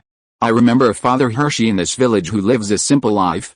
Let's go visit him." Some information flashed through his mind, information Cecil had gathered from his investigation some time ago. The priests who presided over the village churches were a large group, making up about 60–70% of the clergy in Northwest Bay. Their monthly income was generally less than a silver coin. The Church of the Lord of Light didn't prohibit lower-ranking priests from marrying, and supporting a family and maintaining a relatively high social status with this level of income was somewhat difficult. In today's Northwest Bay, where prices were rising due to economic development, this problem was becoming increasingly prominent. The church's businesses were already well established, and with the economic boom, its wealth was accumulating significantly. However, the power to distribute this wealth belonged to the church's upper echelons, who, unlike Paul, were clearly unable to promptly adjust the wages of their lower-level workers based on the latest developments. After all, this has been how things have been for thousands of years. The economic boom seen in the Northwest Bay Area in recent years is extremely rare in history, practically non-existent. Moreover, the pursuit of material wealth doesn't align with the church's propaganda, at least not outwardly. Perhaps this could be a starting point for his long-held desire. "Wow!" accompanied by the dazzling flames, exclamations and cheers from children rang out again. "Thank you, Lord of Light." Father Herson felt deeply gratified, sincerely praising the god he served, and casting a grateful gaze upon the group of outsiders standing in the distance. They were 4 men and 1 woman, one of whom, a young man, was performing fire magic for the children. A few days earlier, 2 of the men, one older and one younger, had come to ask for lodging. They introduced themselves as a touring magician troupe, hoping to stay a few days to catch up with their companions who had fallen behind. Herson had granted their request, and instead of charging them any fees, they had performed magic for the children in the church for a few days as payment. Hershey's church doubled as a daycare while the adults in the village worked in the fields. However, entertainment in the countryside was scarce. Bards and circuses preferred to go to the big cities. The arrival of this group of magicians was undoubtedly a pleasant surprise. Therefore, the once quiet and solemn church had become quite lively these past few days, with even people from nearby villages coming to watch the magic performances. Just now, their waiting companions arrived to join them, 2 men and a woman. Hershey felt a pang of regret. This meant the magicians would soon be leaving, perhaps even tomorrow. Adenal, we didn't come here to amuse children, Marianne said softly but coldly to the person beside her, watching Nathan energetically performing his fire magic. She, Nathan, and Edward, who had recently split up with Adenal and his apprentice, had received information that Adenal had found clues about Barnett but needed their assistance, so they immediately set off to meet at the designated location. Oh, calm down, Your Excellency Crimson Flame, Adenal chuckled. We should be like hunters, patiently waiting for our prey to fall into the trap. Trust me, our prey will arrive today. HMPH, what a waste of time. Speaking of which, Marianne asked curiously, who is your so-called prey? Adenal had briefly explained the purpose of their visit upon first meeting. He and Deza needed to extract something from someone's head, but casting spells in an uncontrolled location could easily lead to disastrous consequences, so they needed powerful companions to assist them and ensure their safe return. Adenal smiled and replied, a very challenging target, a very challenging one, the Lord here. Before Adenal could finish speaking, Marianne shuddered violently. You, what did you say? The Crimson Flame Witch stared at Adenal in disbelief, her voice trembling slightly. The Lord? Count Paul Giles. Adenal was also slightly shocked. It was the first time he had seen such an expression on the Crimson Flame Witch's face. Was she afraid? Impossible. He nodded. You've inquired about his name too? Yes, it's this Lord. You're insane. To his surprise, Mariana's next words were sharp and accusatory. How dare you lay a hand on the local ruler? What? You're afraid too? O'Donnell was very puzzled. Mariana's reaction was quite different from her usual demeanor. Are you trying to kill us? Marianne said coldly. I must remind you, the Lord is always accompanied by a large number of guards, and we are in an unfamiliar place. There's no need to put ourselves in danger just to find Barnett. Danger? Not really. Adenal shook his head. According to the information I've gathered, Earl Gleman isn't one for pomp and circumstance. He won't bring too many people when he patrols around his castle, at least not enough to overwhelm even 5 powerful spellcasters, Marianne said firmly. If anything happens to Lord Paul Gleman because of your spell, the entire Northwest Bay will hunt us down. In short, I don't agree to such a risky operation. Leave here, immediately. Adenal frowned and shrugged.